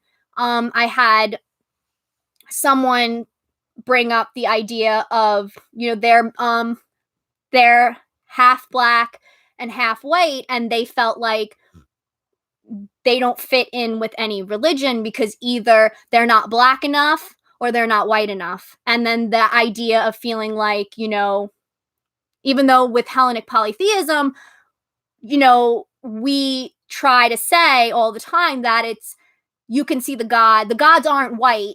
You can see the gods in any, you know, however way you want to. Like, the gods don't have any race, but the truth is it's constantly being told from a white perspective and a white narrative. Like, obviously I am white, so a lot of the way I talk about the gods, whether I'm meaning to or not, a lot of it is going to be through the lens of being white.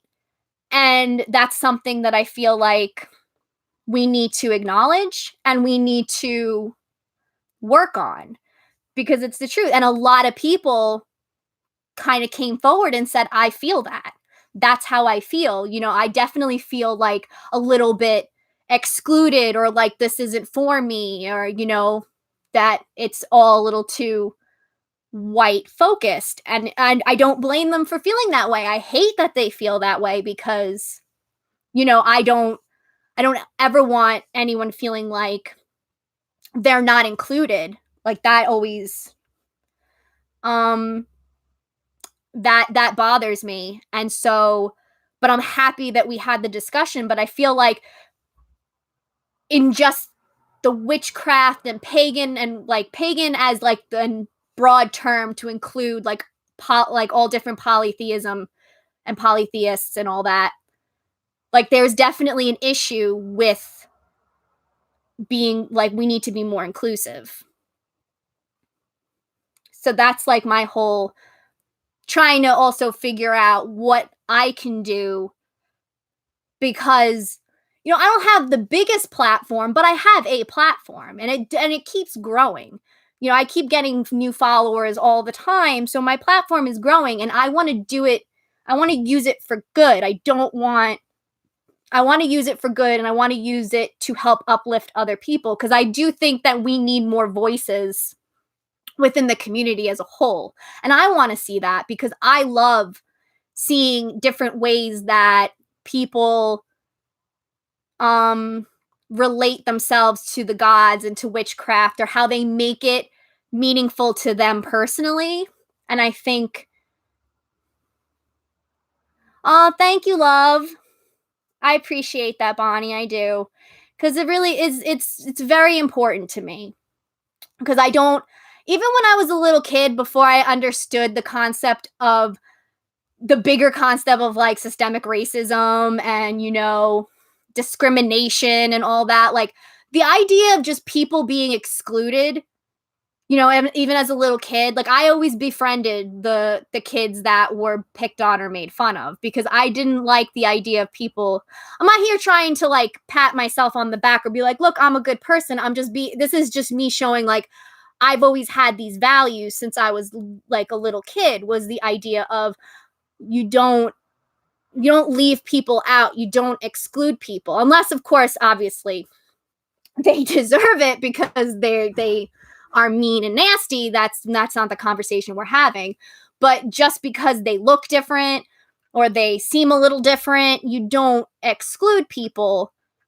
You just don't do it. So now as an adult, understanding more about that, there's a lot of other really bad shit that goes on, that it's even more of a priority, that we need to be like more inclusive as a group. And we need to make sure that we have spaces where people feel comfortable, like they belong, and where they also feel like they have a voice. Oh, Bonnie, thank you so much. That means the world to me.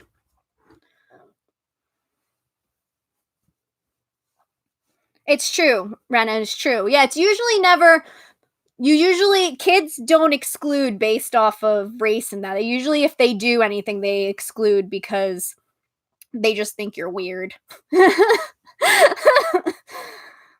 That's usually what... But yeah, it's never... That stuff is definitely learned. I agree with that. But yeah, so that's a really important thing for me. I actually recently, and then more, was fighting... Well, I wasn't fighting them because I just was blocking them, but TERFs ended up finding my Aphrodite post, and they're so nasty. Oh my god. Like, I mean, I guess we should know that they are nasty because look at their beliefs, but it was like they went right from like their first comment on it was basically calling me a moron, calling me a fool, calling me an idiot, calling me perverted, calling me disgusting. Like, they were calling me every name in the book based off of like one post. And I was just like, you all really have hate in your heart. Like, to be that nasty right off the bat, because all I said was Aphrodite has a penis, and you lost your mind. like that, there's an issue there. And so I actually decided, and I'm happy I decided it, I don't engage with them. I take it as oh, good, you showed yourself, now I can block you. I've been taking full advantage of the block button on social media because I have to. Now that I'm gaining more followers and more people are interacting with my posts and everything, it's like some of the things that people comment, I'm like, what? Like some freaking guy on Instagram was just like, I had a post that was Apollo, like the picture was of like a Renaissance painting of Apollo, and the post itself had to do with, I think it was, and was the survey, and they were just like criticizing the picture. And I'm like, dude, like, like take it up with the artist, but they're dead. Like they're like, that's a terrible way to depict Apollo. I'm like, sorry. So, and it was like he kept going, and I was like, okay, you know what? And I just blocked him because I was just like, this is ridiculous. But so like from now, I just block them because I know I know in my heart what Aphrodite represents. And I know that Aphrodite loves everybody and that she is 100% in support of the trans community. And I do believe that she's part of the trans community because Aphroditus is a thing. And I support that, 100%. And so I'm not here to try and argue with TERFs because I know there's no getting through to them. Because if they're that hateful, they don't want to hear anything. They do not want to hear any. They're just hateful, and they have their own shit. They obviously have a lot of their own crap that they have to deal with that they're not dealing with. They're not dealing with it at all. Because if you hate people that much, like there's an issue. So, I mean, this isn't even me being like nasty about it. Like I'm being real, where I feel like some of them really do need like real therapy. And I go to therapy. So I'm not saying that as oh my God, they're crazy. You need to go to therapy. I'm being real because if you are that hateful, you have a lot of shadow shit and a lot of things in you that you have to freaking deal with and stop projecting on innocent people that are just trying to live their lives, So I decided that I'm not engaging with them anymore. The second they show up, I'm blocking them. And my goal instead is to be the person that is constantly putting the positive out there, constantly being like, so that the trans community knows. So it's the idea of me being louder than them. I want to be louder than them, where I'm like, Aphrodite loves the trans community.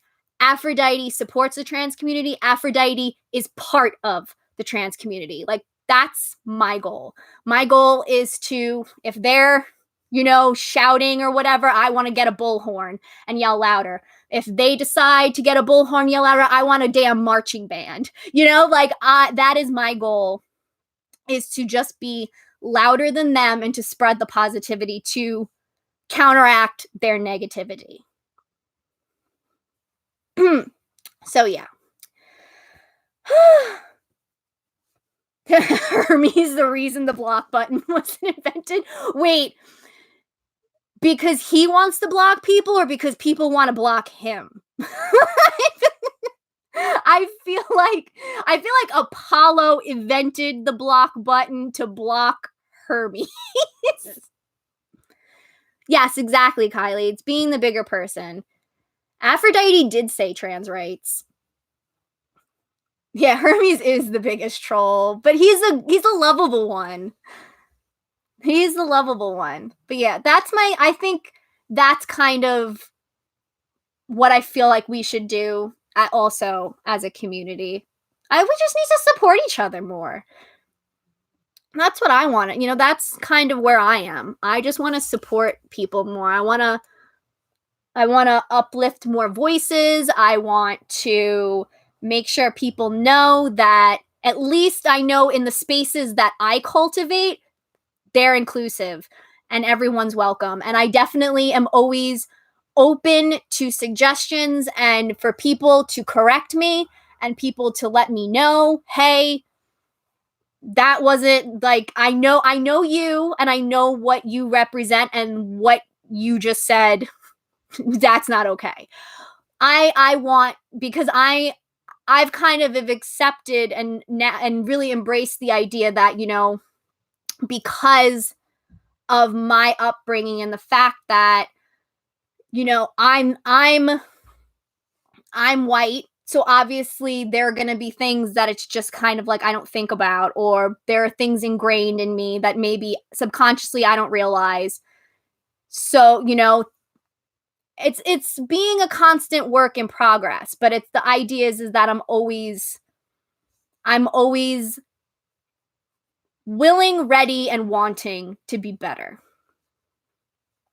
So, okay. We got on a whole rant there. My goodness. It's not even 2 hours yet. I feel like we've been here a lot longer. Yeah, Apollo would want to block Hermes.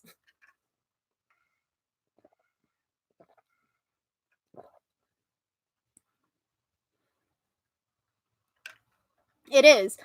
I think that's like one of the problems is, yeah, and we definitely, a big thing is to listen. That's something I've learned a lot is one of the best ways to be an ally to any minority group is to just shut up and listen. Like, just like literally zip it, turn your brain off, and just like seriously listen to what they're saying to you, because that's like when I started doing that instead of like thinking and, well, what's my opinion on it? It's like, well, I don't get an opinion on this because this doesn't affect me. So why would my opinion even really matter in this? So that's kind of why, like, especially when we talk about like cultural appropriation and things like that, I now, when people ask me, is this okay? I'm like, you can't, like, I can't answer that for you because I'm not part of that culture. So it's about not speaking over people and also shutting up and listen.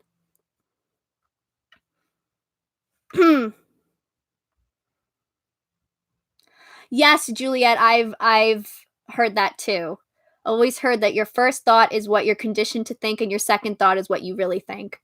I think that's important, like, to make a mention of that, because I think we tend to think that our thoughts are who we are when it's not, because it's the truth is that we are conditioned to think a certain way, and certain things may pop up, but it's like your reaction to that thought and then also your actions are much more who you are. Like, if you have a certain thought and you take a breath and you go, whoa, what? Where did that come from? Like, if you're, and then also know not to say that thought, then you're aware that, okay, that's not cool. And then you also know, okay, that's something I need to work on.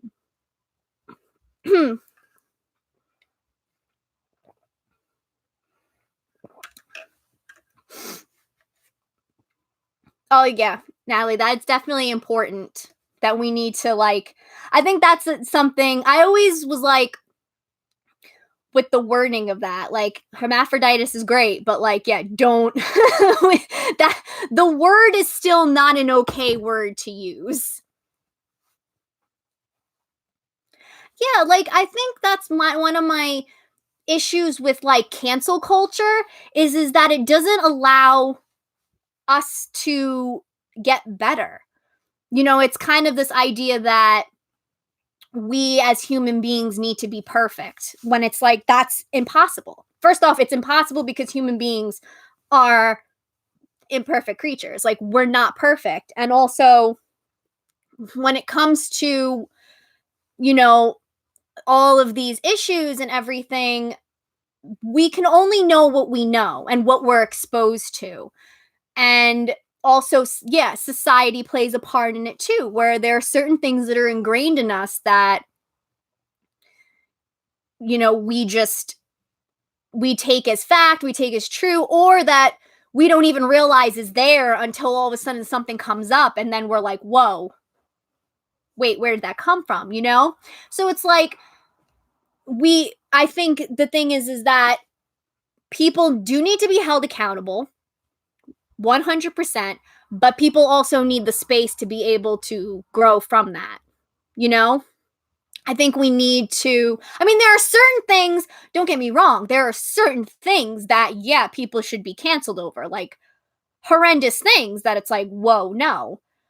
But that's why you kind of have to take it all of like where it's coming from, what it is, and the person's reaction. Like, are they receptive and they're like, okay, I didn't know that.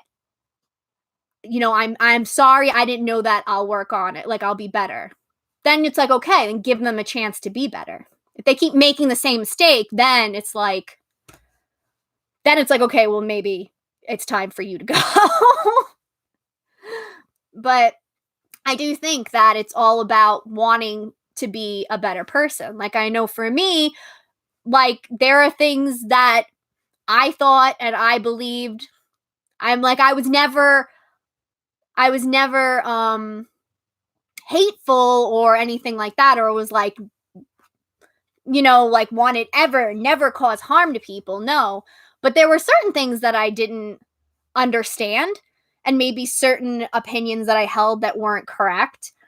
But by being exposed to different people and hearing different stories and experiences, it's like, oh, okay, I know now why I was wrong, and now I'm a better person and I can be a better ally to people. None of this is what was on my list to talk about. Well, that's not, well, the queer magic was, but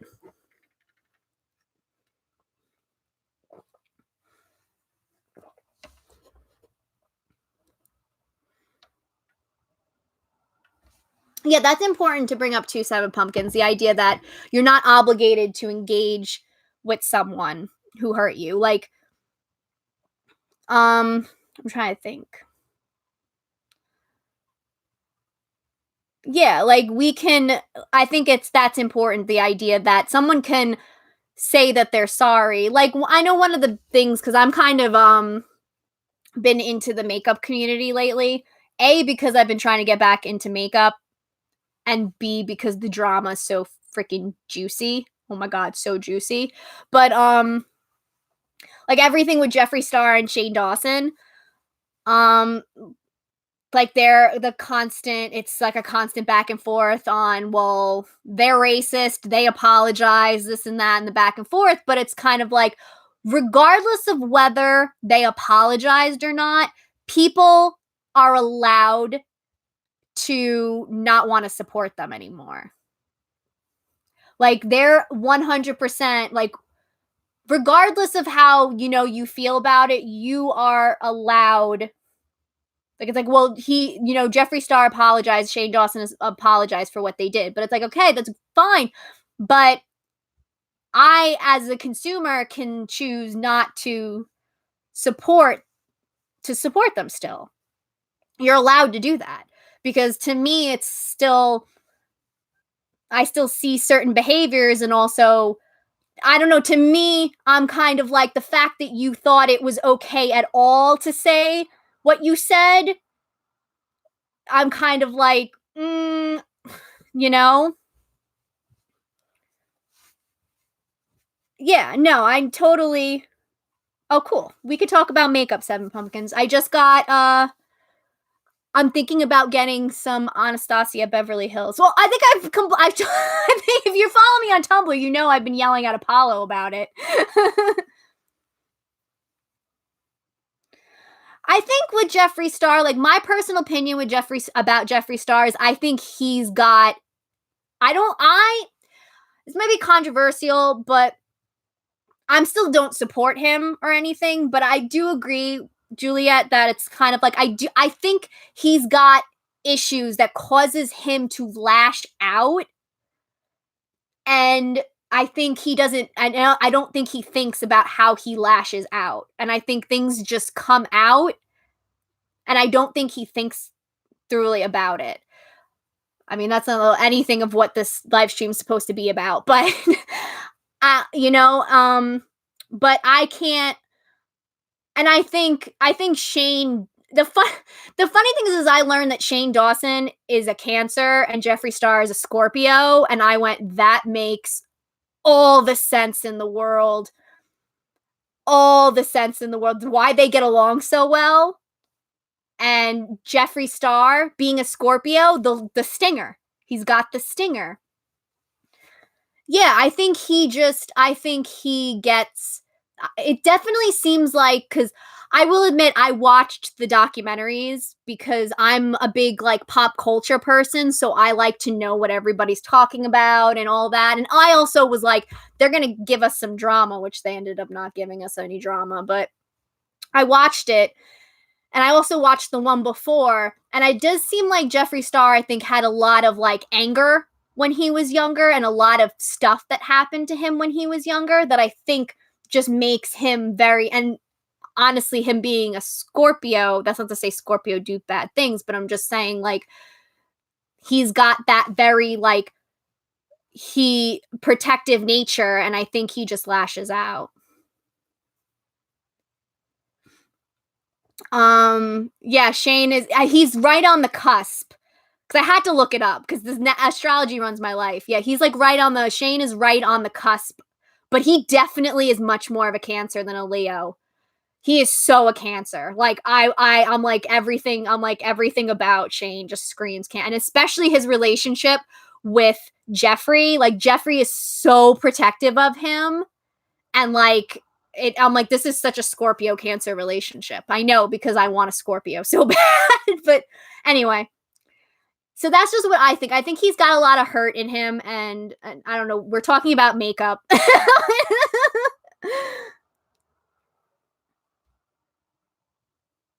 Yeah, like I do think he is trying, because even in the documentary he said like when he was inserted himself in the James and Tati drama, um that he felt bad afterwards because he said like he even said it's like my old self coming back out again. So I do think that those are remnants of who he used to be, because even when he was explaining about how he said offensive things, he said that he said them because he knew that they were disgusting words, and he wanted, so I think, and so he wanted to get back at people. So I mean, whatever. Like, but I think the point here is that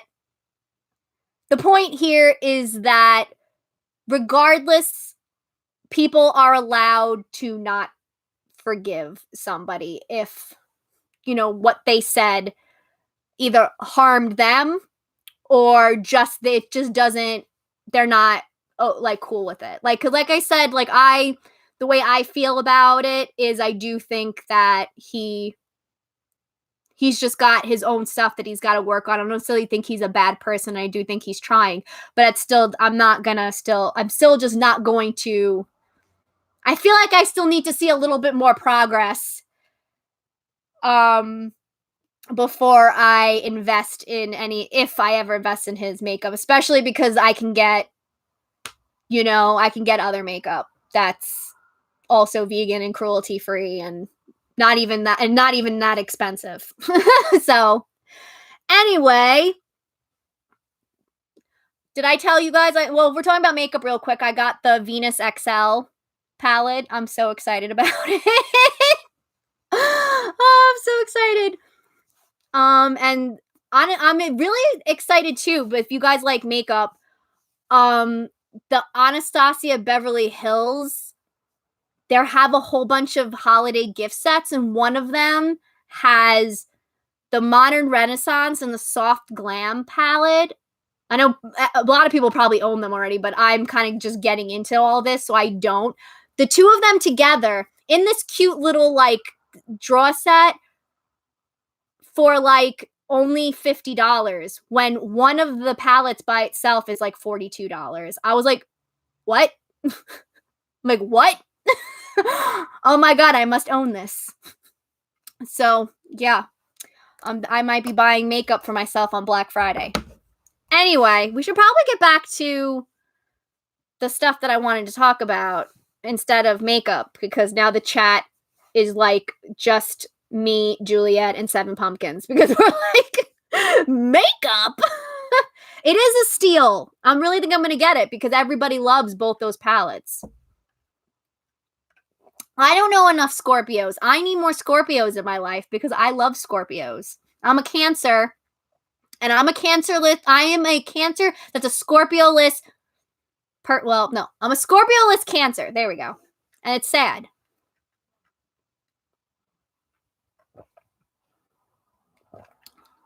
Oh, Too Faced stuff. They always smell so good. I'm really bad. I love drama. I literally will sit on YouTube and watch all of like the Dramageddon stuff and the drama channels. It's really bad. That's like my guilty pleasure. That's one of the reasons I like the makeup community because it's literally so full of drama now. Pisces? What? I didn't know. My rising sign's a Pisces. Wait, you can eat a palette from what? From Too Faced? I know! I love Pisces. Pisces are amazing. And you being a Pisces, Ayla, makes complete sense. Because your moon... Oh, okay. This is why we get along. This is why we get along.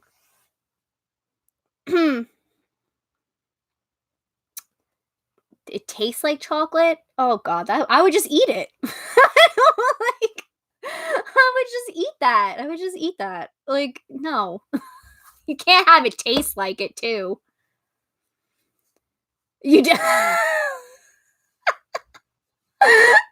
Why am I not surprised, Seven Pumpkins? Why am I not surprised? Are you sure you're not my child? I feel like somehow you have to be my child. And then you had to give it to your friend so you'd stop eating it. Can you have like a reality show? I feel like I would be okay just watching you live your life.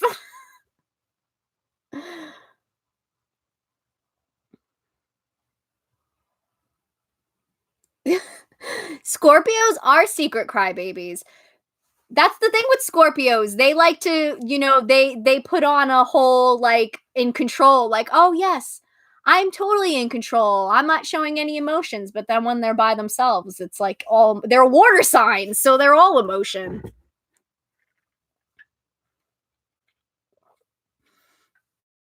I mean, you entertain me enough on these live streams, so yeah, I imagine that if you were on TV, I'd be so entertained. Oh my God, yeah. That's what we do. If the Olympics had like a crybaby category, a Cancer would win gold every time.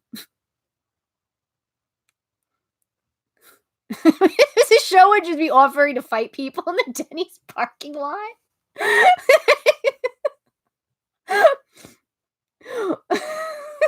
I'm just imagining Seven Pumpkins just in Denny's parking. I'd be like, "Yo, you want to fight?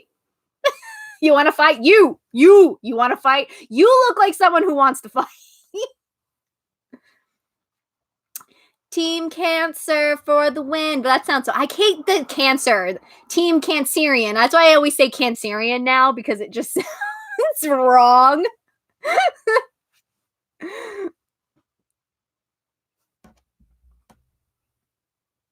Has to do with what?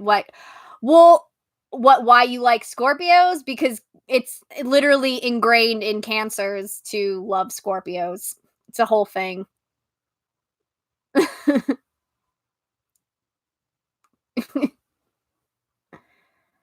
Oh yeah, see, exactly. That's why I try to say Cancerian now, because it confuses. I feel like it's gonna confuse people. Okay, we should probably talk about something.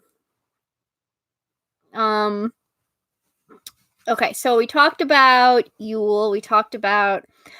we could talk about... I know you all will be totally fine with this topic. Let's talk about Apollo. Who wants to talk about Apollo? You all do. You know you do. Let's talk about Apollo because this freaking guy. Let me get comfy. See, yep, everybody's like, yep, Apollo, let's talk about it. So don't be petty. I'm not gonna be petty. I'm just saying. Y'all want to talk about him. I know you do. Yeah, Apollo's like, I want to talk about Apollo. Me. I like that topic. So, Apollo. It's funny because we're talking about Apollo because and we're also going to talk about Artemis because most people, like, we don't even worship Apollo. We want to talk about Apollo. Apollo he does that to people. So, yeah, so I've been reading a lot on Artemis because in preparation for my work that I'm going to be doing with her. And freaking, she's so much more like Apollo than I feel like anyone gives her credit for. And the thing is that, like, yeah, Artemis is the best.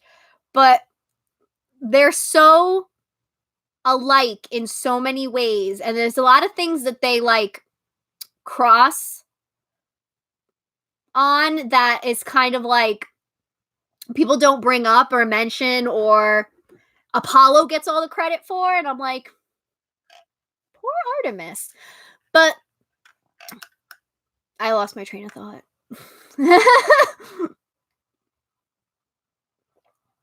But, like, so one of the things that I've been noticing,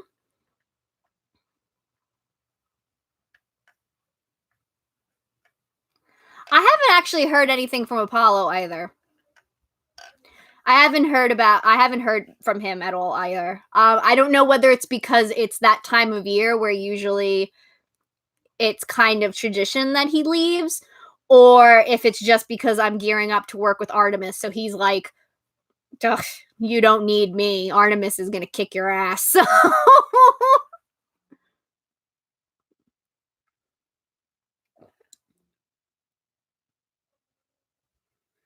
I wonder if, I'm guessing, he might be on vacay then.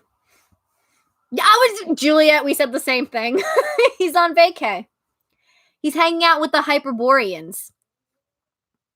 I've learned so much about the Hyperboreans. It's just like, I know too much. I know way too much about the Hyperboreans because I'm trying to read about Apollo and they're just, there's a whole chapter on just the Hyperboreans. And I'm like, I'm not reading about the Hyperboreans. I'm reading about Apollo.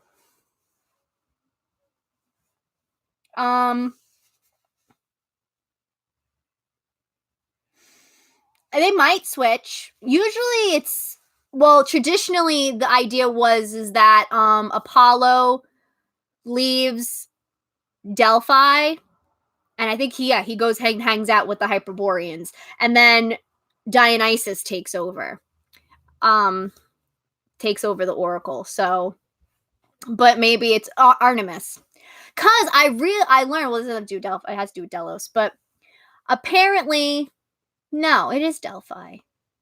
Yeah, it was Delphi. Yeah, because it was the Python.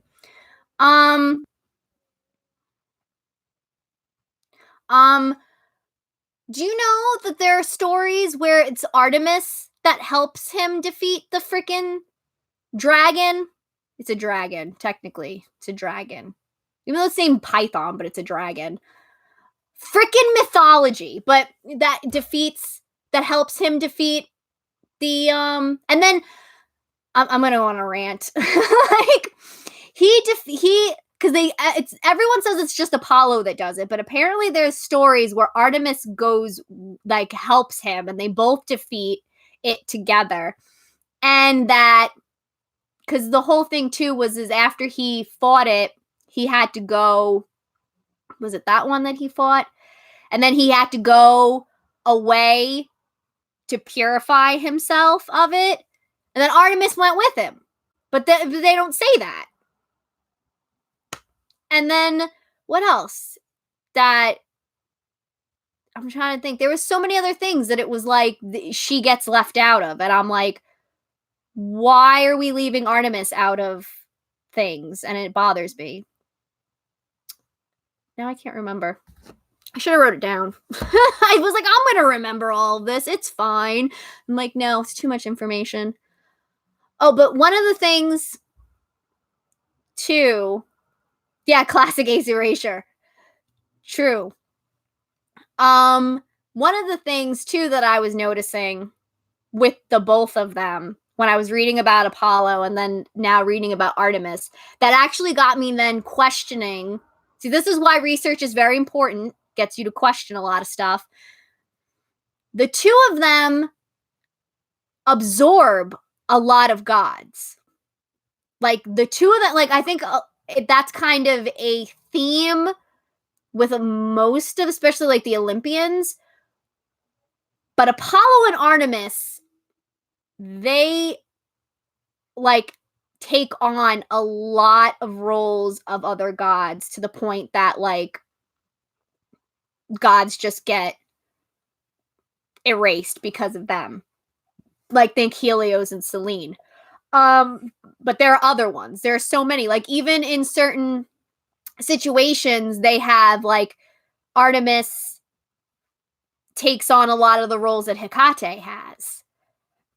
And that happens all the time. Like that happened a lot specifically with Apollo and Artemis. And that's, I think, one of the reasons why they're such well-known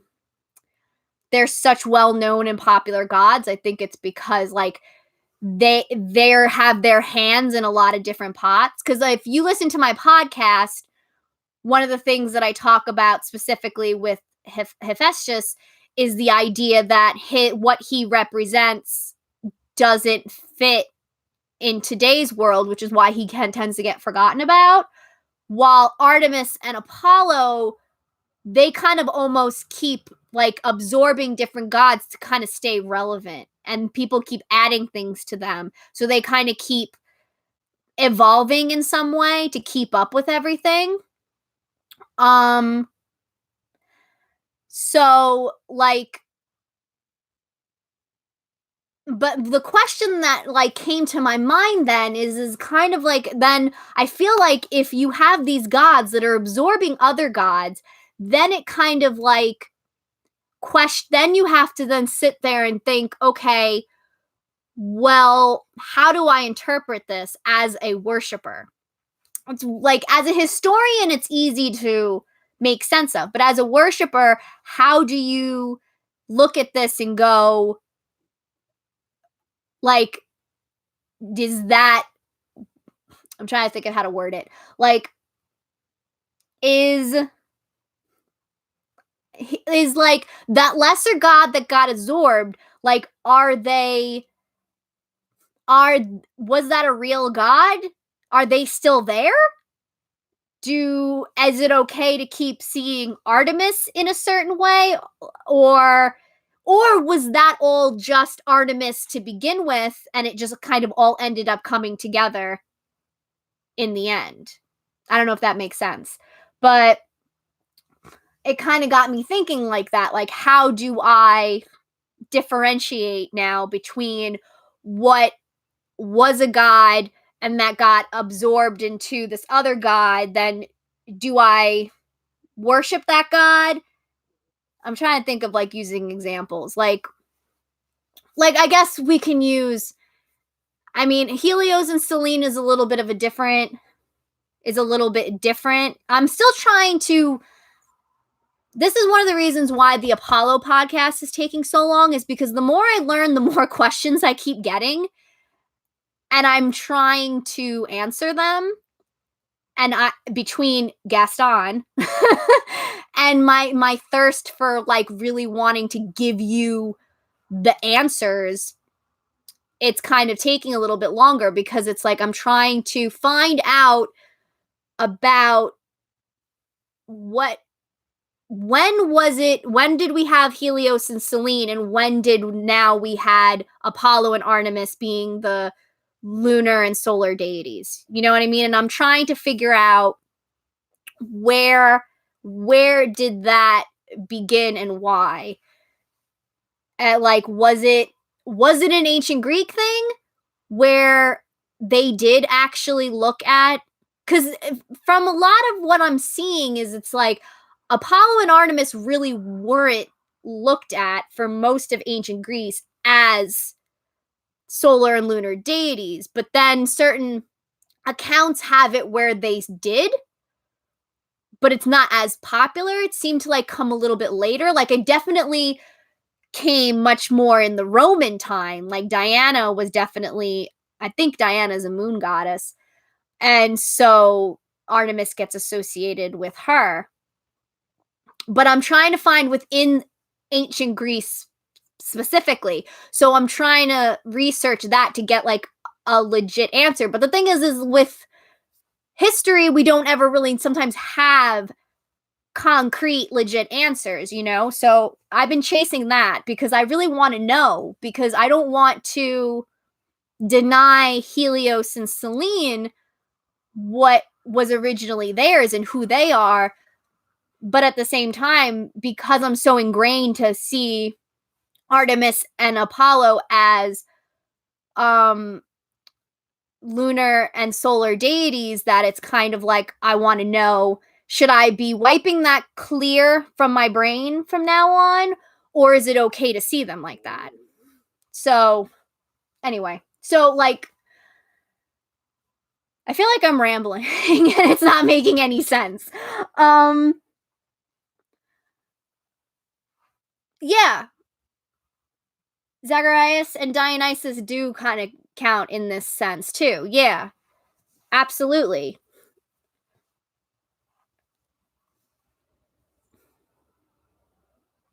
Yeah, like that happens so much in ancient Greece where it's like certain, like the Olympians got like absorbed a little bit of the lesser known ones, or at least aspects of them, because then they had like epithets that fit that kind of um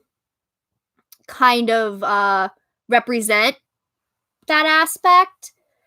So I guess that's like, it's been like my kind of question is, how do we fit all that together? You know, like how much do we associate the lesser deity? Like, if we're going to acknowledge the lesser deities, is it okay then to take certain the aspects that they have and give it to the Olympians? Like, or should we keep them separate? But then especially with, because in certain regards with Apollo and Artemis, like the deities that they absorbed just kind of completely vanished. Like, they literally took over. Like, because at least with Nike didn't completely disappear. Like, we all know Nike, you know? But there were these other ones, especially ones that came from like different cultures or whatever, that got like absorbed into Apollo or Artemis, and then just kind of like literally absorbed into them. So it was like they didn't even exist individually anymore. So then that kind of raises the question, like, it was that ever a deity?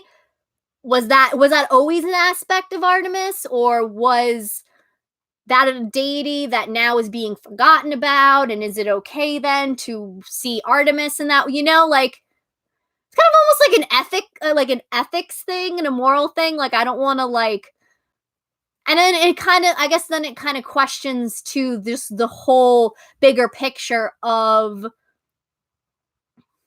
the realm of the divine and how it operates, and you know, and is the ancient Greek way and interpretation okay, and does it need to be tweaked? And you know, it's just kind of like oh, bye Julia, thank you for hanging out.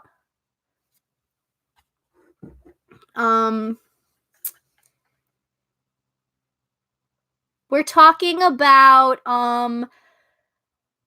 Apollo and Artemis, and how other gods got absorbed into them, and kind of then how that makes, at least me, how that makes me look at the bigger picture of the divine. It's a very intense discussion that I don't know if I'm conveying well enough.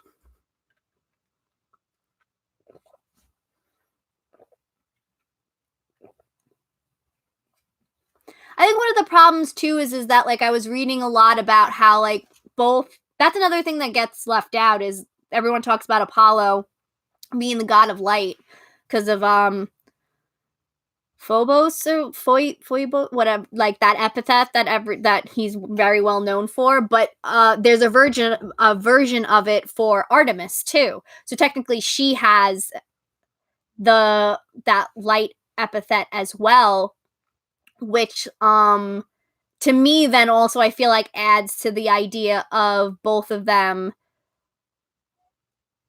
kind of understanding the idea of them being thought of as like solar and lunar deities because they have those epithets that are light. Oh, thank you, Seven Pumpkins. I'm trying. So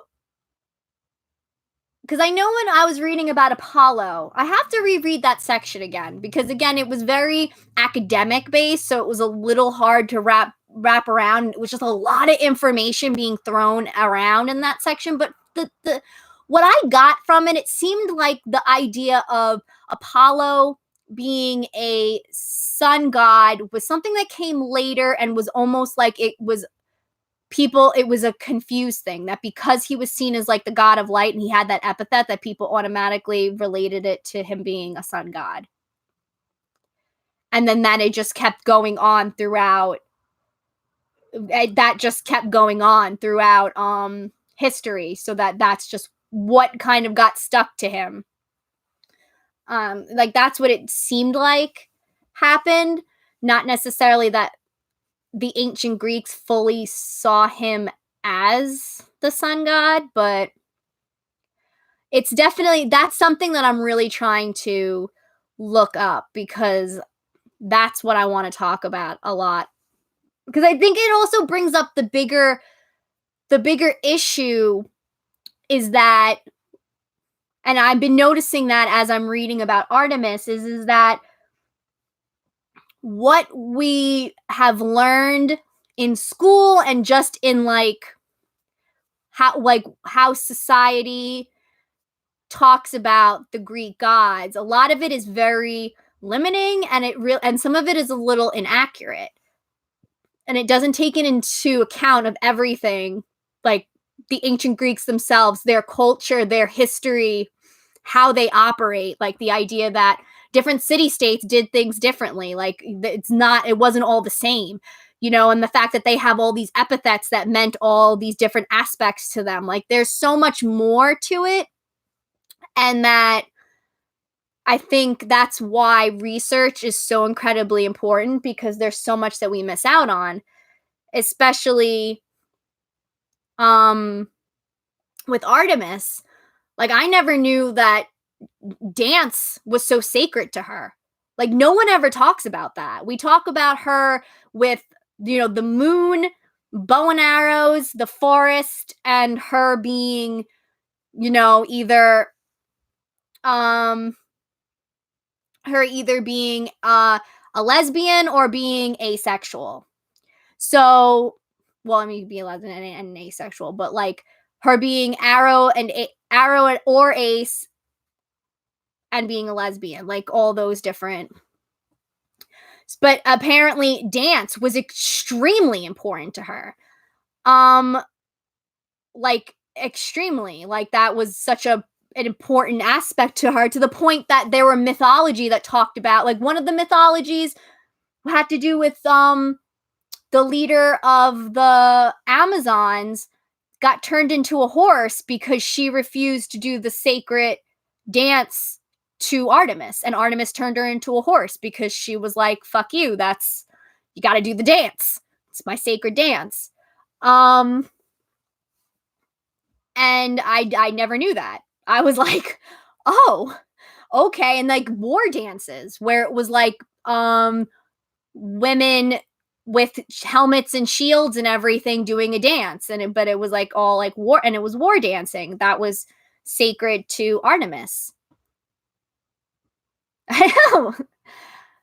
Exactly. Like I was thinking about that, like all the people who are like love dancing and everything, and everyone immediately attaches it to Apollo, and it's because it's like a creative art form and something, but it's like actually that's a thing for Artemis. She was all about the dance. Also a little bit of singing too, but it was the dancing was the big thing. So, yeah, nobody and the big one too that I learned is that she's also like the goddess of the lakes and the rivers and fishing. I was like, she's got a water aspect to her also. Like, what the frig? I didn't know that. So, which I mean, it would make sense considering she's the forest and hunting, so rivers and lakes kind of go with that. But it was never really said, so you don't automatically assume. But that's like my whole thing is this idea that there's so much that we don't know. Oh, that's another thing that I've been talking about. I put it on Tumblr. Her and Dionysus apparently are best friends. Didn't know that one until I read this stupid book that was just like, oh yeah, they're total BFFs. They go hunting together and all this, and there's apparently a story. One of the earlier versions of the Ariadne myth is that she betrayed Dionysus, so Artemis killed her because like that's my bro.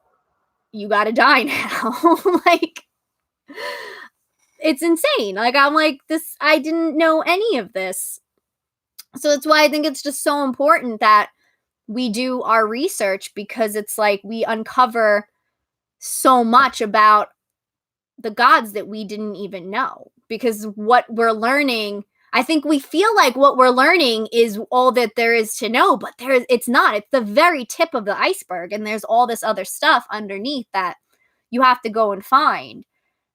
And it's just, are we talking about Aries? We always talk about Aries. What else was I gonna say about that? But yeah, like I've just been learning so much that it's kind of really like pushing me to encourage other people to really get out there and learn because it also forces you to kind of like ask questions. And if you listened to my podcast about doubt and skepticism, I talk about how important it is to ask questions and to engage with your beliefs and your religion and everything, and because that's when you strengthen your beliefs and everything, and when you have a deeper relationship with your gods because you start to figure things out and things start to fit together, and you just feel closer to it. It has more meaning to you for you. And yeah. Let's see what you guys are saying. Yeah, dancing is also important to Aries. The war dances were also considered sacred to Aries as well, especially because like the Amazons did it, and for the Amazons, both obviously Aries because he's their father, but also Artemis, were that both of them were like their patrons.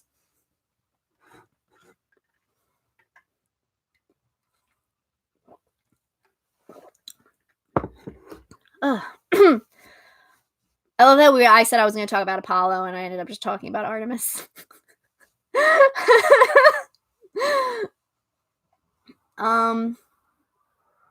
But yeah, so I actually learning about both of them. Like one of the other things is I was seeing both of them are associated with wolves, and I kind of because they have epithets that both like mean wolves, like of the wolf and things like that. But I made a post about this on Tumblr, but I definitely see them as representing wolves, representing the wolf, because when their family unit is so important to who they are, like the family unit as in Leto and Apollo and Artemis, like the three of them, because they're always like even they're kind of sometimes even worship together. And there's so many stories of of Apollo and Artemis protecting her and like protecting their mother and defending her. Like they went on a whole killing spree when, to everyone who denied Leto to give birth there. Like they did a whole, let me bring this down. That's better. They went on like a whole, my apartment's a disaster. Maybe I should put it back up. No. They went on a whole like just getting revenge, and they're always protecting her, and they seem, so it just feels very much like the pack mentality of wolves. So to me that kind of was like, that makes sense to me. So I think from now on I definitely am associating them with wolves and wolves with them, because it just makes sense, especially also because there's that loyalty there too, like they, like, and also I'm like fumbling over my words. They're always protecting each other. Like when Apollo had that one girl that cheated on him when she was pregnant with his baby, Artemis killed her. That's their reaction to everything. But they don't kill Agamemnon. He survives, only to get butchered by his wife and her lover. But what are you gonna do?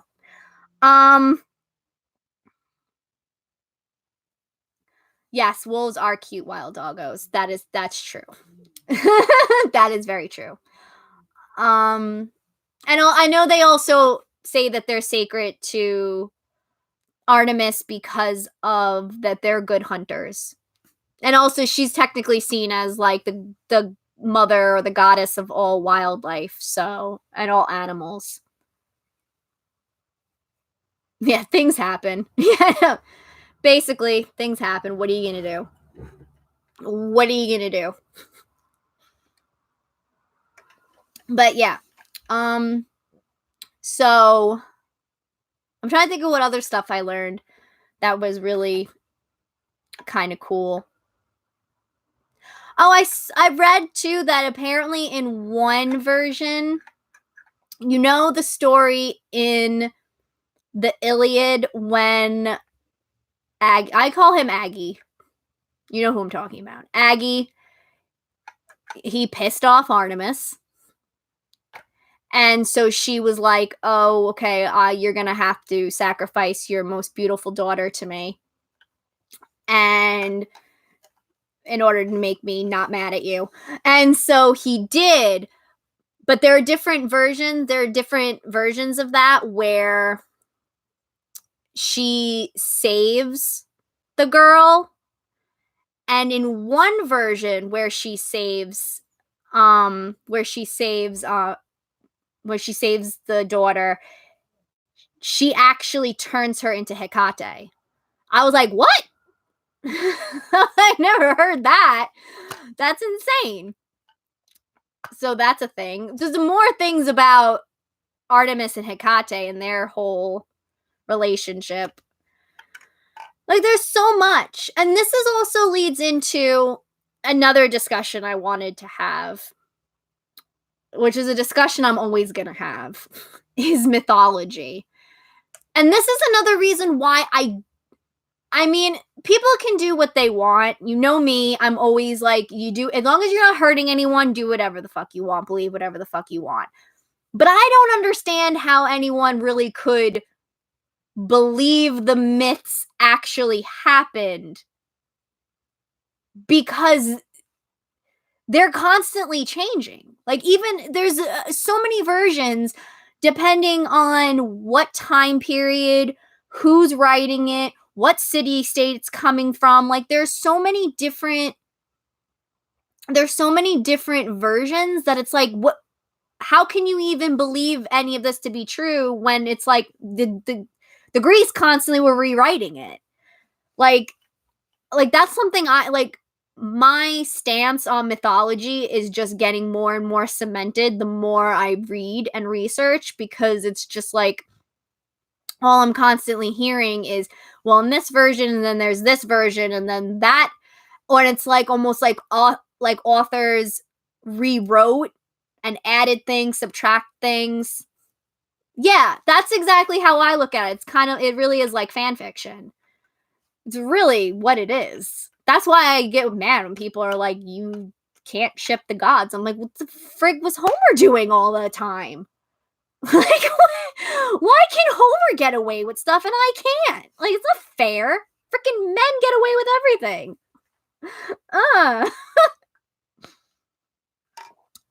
I'm whining. Yeah, so it's like with mythology, to me, it's not like it's important.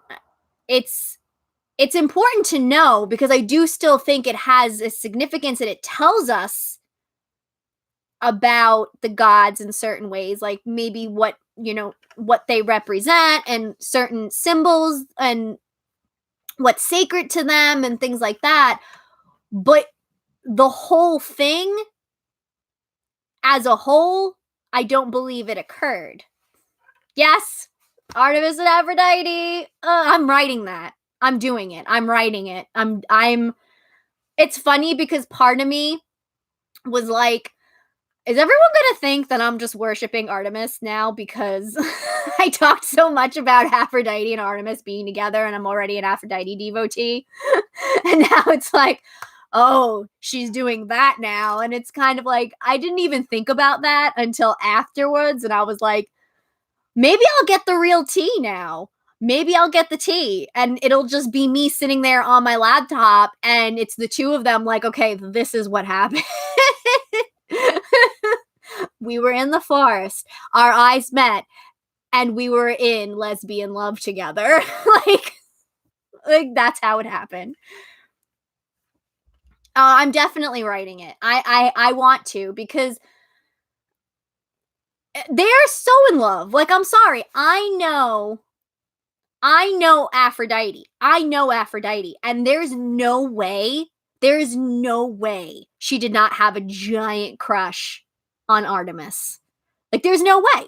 Because especially when I saw like how Artemis is typically described, like she's seen as very tall and just so beautiful.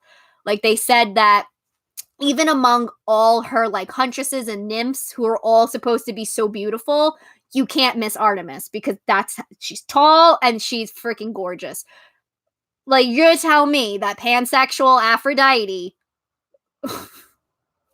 is not like, oh my god, like, no way.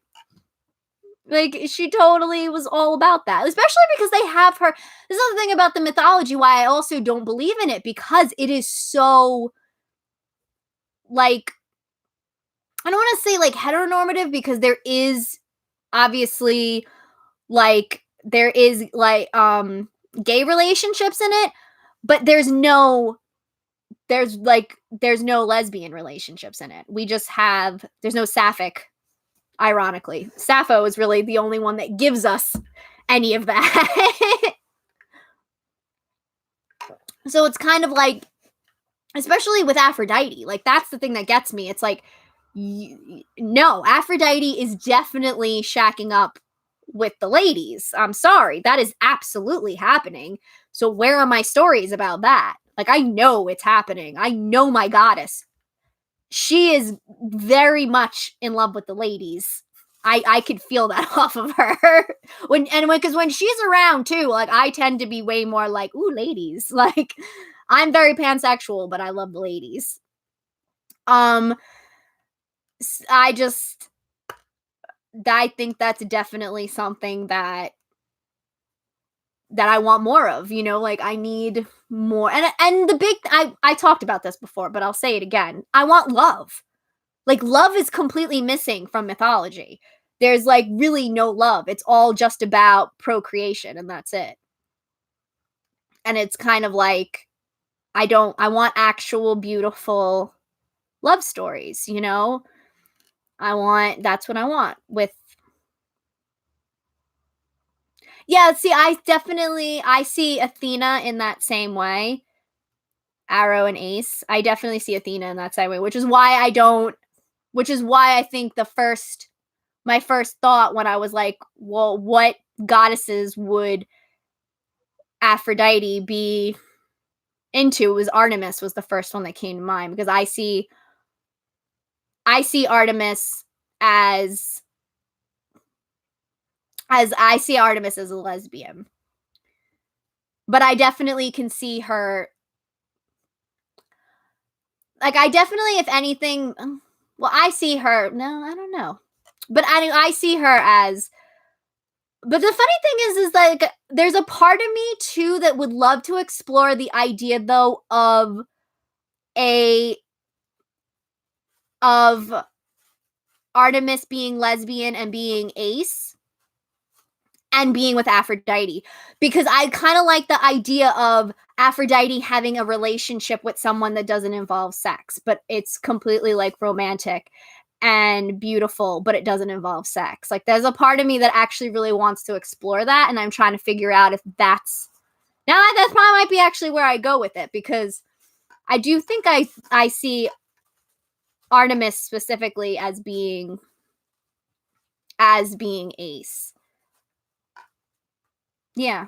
So I kind of like that idea of her of and it being like that's how much like Aphrodite loves Artemis that she's cuz it works too because it's like because Aphrodite is this very like she's a very like free loving soul where it's like no like even Aries.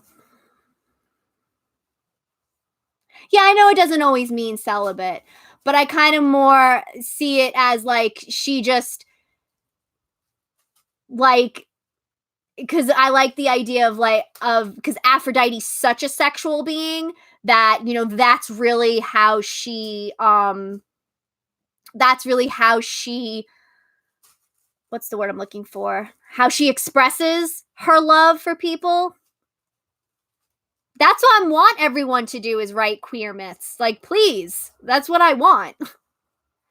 Yeah, like is that she expresses her love in a very sexual way. So having this person that she loves so much who really isn't that into sex and that Aphrodite kind of expresses her love in a very different way and they have like a very different love that's not it's just like I feel like I'm like rambling right now but it's like that's kind of how I see it as that it's sort of a different kind of experience for Aphrodite and showing that she can exist in a relationship without it being so sexual. Especially because it's the idea that she obviously is in different relationships. She's not a one person kind of goddess, especially even Aries can't if she was, she probably would have just been with Aries, but that's that's kind of the story I think I want to tell. Again, because especially a lot of Aphrodite stories are very sexual based. So I think it would be nice to have something that's a little bit more showing that like love doesn't always have to be expressed with sex. That it can be, and romance can doesn't have to look a certain way. There are other versions of it. And I feel like that works too with Aphrodite because it's like she represents all the different kinds of love and ways of expressing it. So yeah.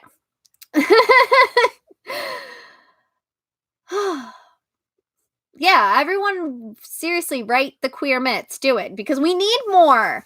We don't have enough. I'm like I want more.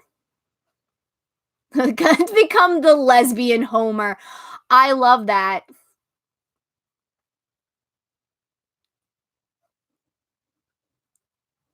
Yeah, I definitely Apollo is totally like that. He's like, "I don't care what you do, just do it. Create art." I haven't written, like, any, like, stories in so long. Like, I used to love to write, and I haven't done it in so long that I'm kind of feeling the urge to do it.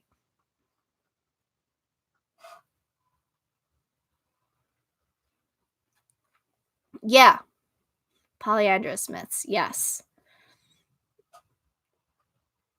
Ugh. Moo, you're distracting me. I need to read the Chiliad. I haven't. Yeah, we need to celebrate bringing more love into the world. Yep. Well, that's why I kind of like Aphrodite because it's the idea like she's polyamorous, so it's kind of like, she really shows her and Aries. Like I definitely see their relationship as they're polyamorous, they have an open relationship and it shows that you can love somebody so much but still and like you have so much love to give and it's okay to give it to other people as long as of course like that relationship you're all on the same page.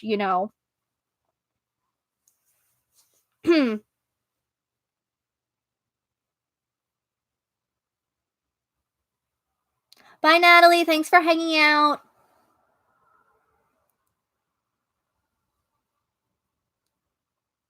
Oh, I have to like read this Chiliad.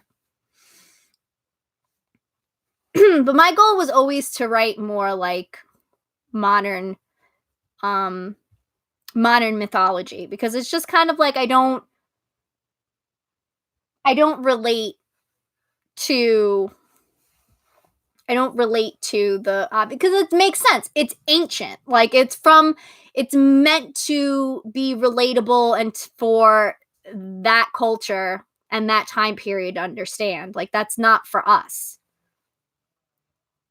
And I want more. So I want us to make our own. That's relevant to us now because that's exactly what like Homer and Hesiod and everybody else, Apollodorus, like that's what they all were doing. Like they were just writing stories to make meaning and to make sense of everything.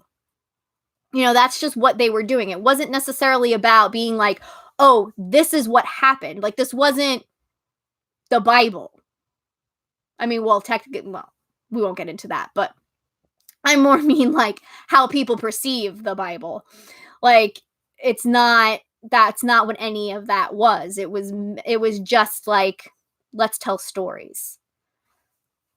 And that's what a lot of like the ancient cultures, that's kind of a lot of what it was. They were stories. Mm.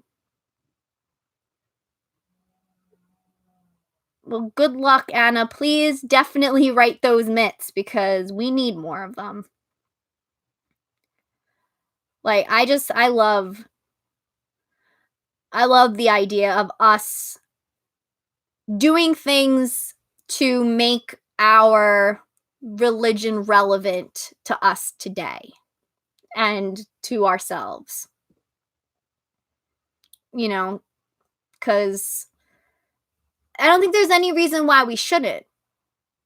It's the same, like I said, it's the same thing that the ancients did. We're just doing it in a different time period.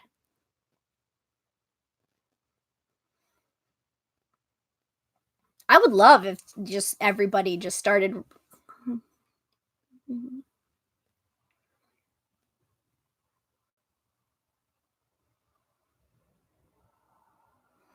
No, I don't think there's anything wrong with that.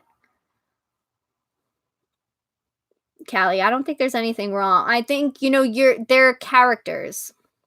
You're not saying this is Apollo or this is Zeus, this is Aphrodite. I mean, again, the ancient Greeks did it all the time. How many stories did not cast the gods in the greatest light? So, oh, that's such a great idea, Persephone. Yeah, that would be amazing. Well, that's why I always said that, the only way we're going to get the kind of like fiction or media that we really want to see is if one of us or we created it and put it out there. Oh, I do. I have my Twitter is Tea with the Gods, and my Tumblr is the Pastel Priestess. Definitely, if you have a Tumblr, follow me on Tumblr because that's where I'm the most active. I answer questions. I post stuff. I reblog things. I chat with people. I make dumbass jokes that I think are funny. Dayla thinks is funny. She thinks I'm funny at least. So, yeah, definitely follow me and chat with me. I'm also on Instagram. It was just the Pastel Priestess also. Thank you. Thank you. I appreciate it. I think I'm hilarious, but especially at nighttime. Yeah, you always are telling me how funny I am. Oh, thanks everybody. Especially when you catch me night blogging on Tumblr, that's the good stuff. That is the unfiltered, like, I'm just saying whatever pops into my mind. That's always the good stuff. But yeah, I always try to make things funny because why not?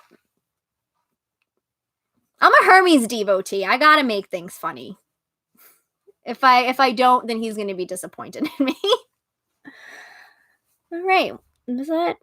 We're talking about everything.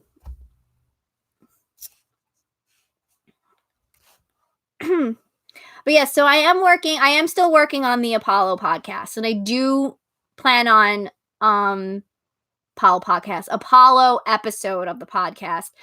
I'm just really trying to figure out exactly what it's going to be about because the more I learn, the more I keep changing what it's going to be about because there really is so much information about him. Like he's got so much that it's kind of like part of me is like, what do I talk about? And like one of my first question was I wanted to figure out like why he's so popular then and then today. Yeah, maybe it might be a two-parter. It honestly might.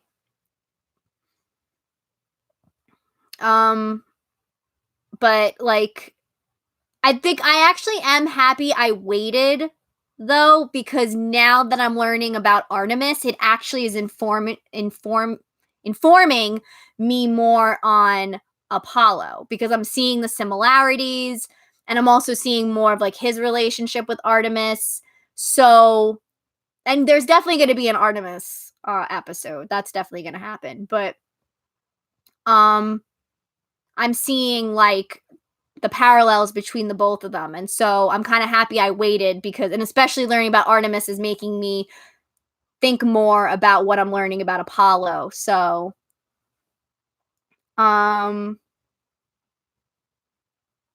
he's too much. He really is. He is too much. I can't. The Twink and Butch twins. Oh my god. Yeah, so I am still working on it. I think it's just like I'm that and then I have like all my other stuff that I'm working on. I am going to be coming out with videos, which I'm really excited about. And I think a lot of the videos are going to be more geared towards like witchcraft theme stuff, but like for me it all meshes together, so It all meshes together. So, like Hellenic polytheism stuff is going to be in that also. But the podcast is still happening because I like having both mediums to work with. But I definitely want to start doing videos, so that's going to happen. I think my first one is going to be about, once I figure out exactly what I'm doing for Yule and with Artemis, that's going to be a video. Yeah. So that's going to be a video, and then I'm going to be doing, I'm trying to figure out what my other, I think I may have a podcast episode come out next week about more about the idea of like relationships with the gods and planning out a year where you honor them at different times and kind of really get just more into detail about that. Because what I'm trying to do is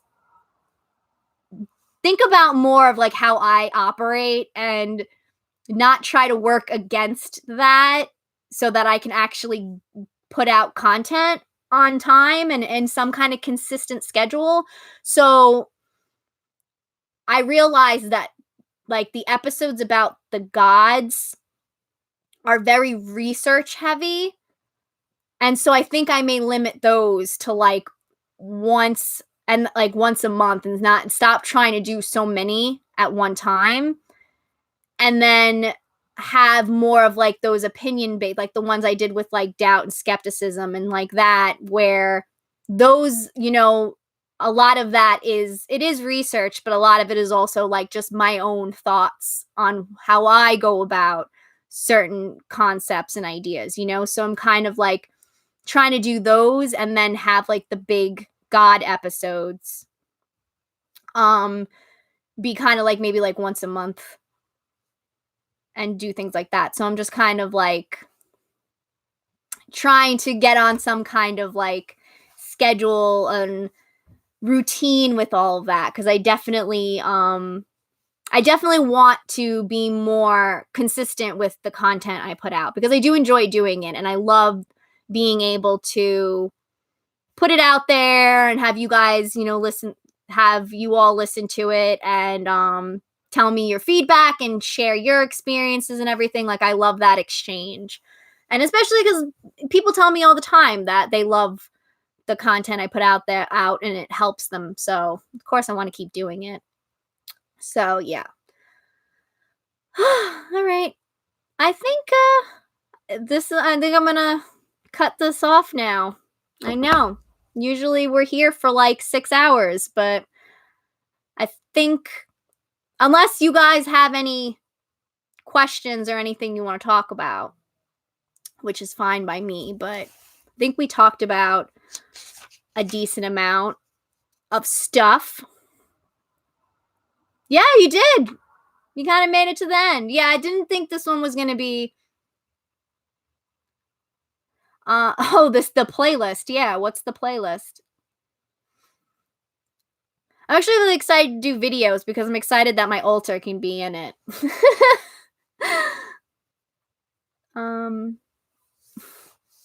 But yeah, unless you guys have any questions you want to ask, I can do like a Q&A. If not, we can end it here, which is fine too. Moo Kitty, you want to say hi before we leave? She says no. Hymns to the Gods live stream church edition. I was actually thinking, I was like, maybe I should have been like doing, oh my God, she's actually right here. Hi! I was actually thinking like, she's attached to my sweater. I was like, should I be doing like prayers in like the beginning? like leading everyone in prayers in the beginning of our live streams or something? I was thinking about that for a while. I was like, is that something I should be doing? We're gonna make it super like, Moo, everybody wants to see you and you're being a scutch. Oh, I'm learning Italian. I'm really excited about it. But doing leading with prayers? See, Moo, everybody wants to say hi to you. Oh, doing like a prayers? No, I could do that. The most extra prayer ceremony ever. Wait, what would a temple edition of the live stream look like? I'm just curious. What would that look like? I was thinking about doing like a group prayer or something. Like maybe that's something like we should do in the beginning. And kind of maybe even like invite the gods into the live stream if they want to and hang out with us.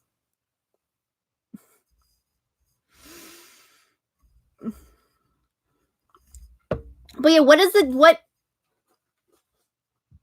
in a toga? You're not gonna get me in a toga. You're not gonna get me in a toga. Moo, come over here and say hi. We'll get Moo in a toga. How about that? We'll put Moo in a toga. She would hate that. Moo, come here.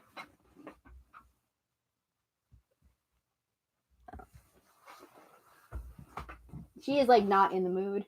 No, I tried.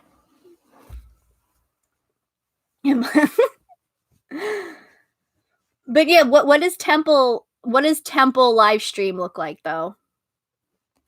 Like, are we doing? Wait, like, is it gonna be like set up like how like?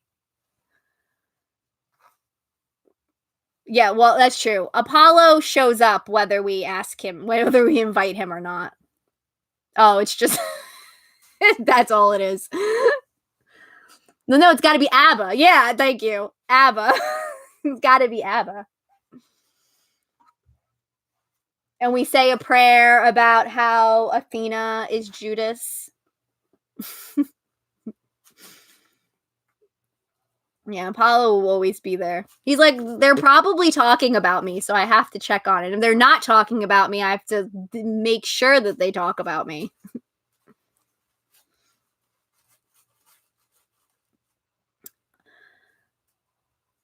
Feels like I only ever feel Apollo here. I don't ever feel it. I guess maybe we should like invite the other gods.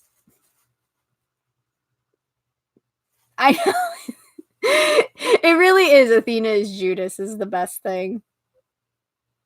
I think Apollo totally always crashes the live stream. Like there was that one live stream. Was it the last one where it was just everyone was asking me about the Apollo episode? Like everyone was joking like that's totally Apollo influencing everybody.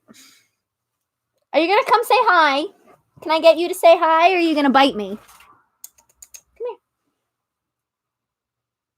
Come here. Come here.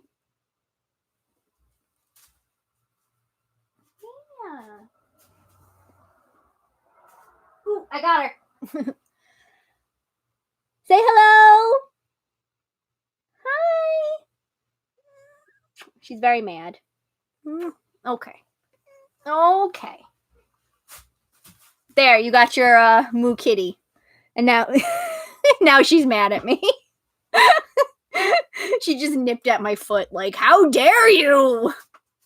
You know I don't like to be manhandled. I know. Her little foot. I love her little feet. Whenever she lays down and her beans show, I always have to come over and kiss them. I'm like, I have to kiss the beans. They're out. She's so precious. I love her. I know. Did you hear her noise? Did you hear it? Isn't she so cute? It's so funny. She thinks she's so badass, but she whines. She doesn't like. She does. It's always like she. Like you sound so pathetic. I love you. No. No one enjoys being handled by men. I know. That's literally her all the time. She just whines.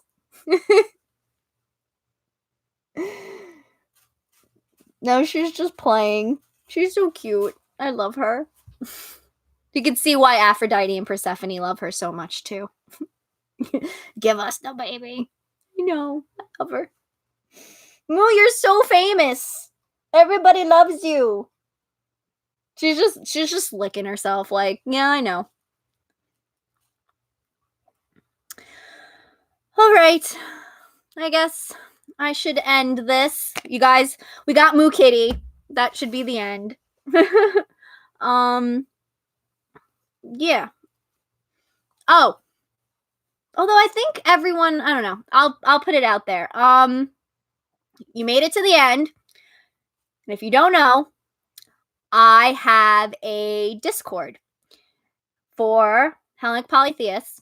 Or really, it's not just for Hellenic Polytheists. It's for anybody who just wants to talk about the gods, learn about the gods, anything like that. If you want to join, we operate under Fight Club rules, which means first rule of Fight Club is you don't talk about Fight Club, except me in this live stream. This is the only time you'll hear me talk about the Discord, because we just want it to stay small and just slowly grow, because just it works better that way.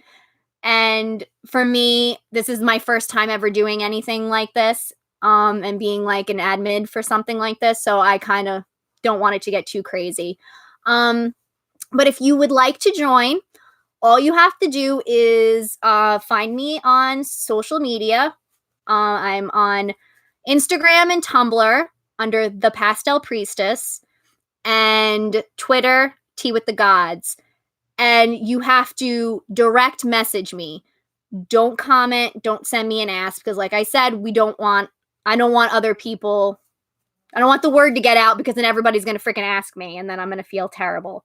So yeah, just message me, say, I'd like to join the Discord server, and I'll send you the link. So, festival. Ooh, festival. That's actually a good idea. Festival live streams. Ooh, we could get together on like certain days, like how I was talking about picking days to honor the gods and everything, and we could have little live streams where we like celebrate together. We could, have our snacks and, our drinks and talk about certain gods and and do that fun stuff. That's a great idea, Anna. Idea. We should definitely do that. Oh no, and Kali said it. I love that.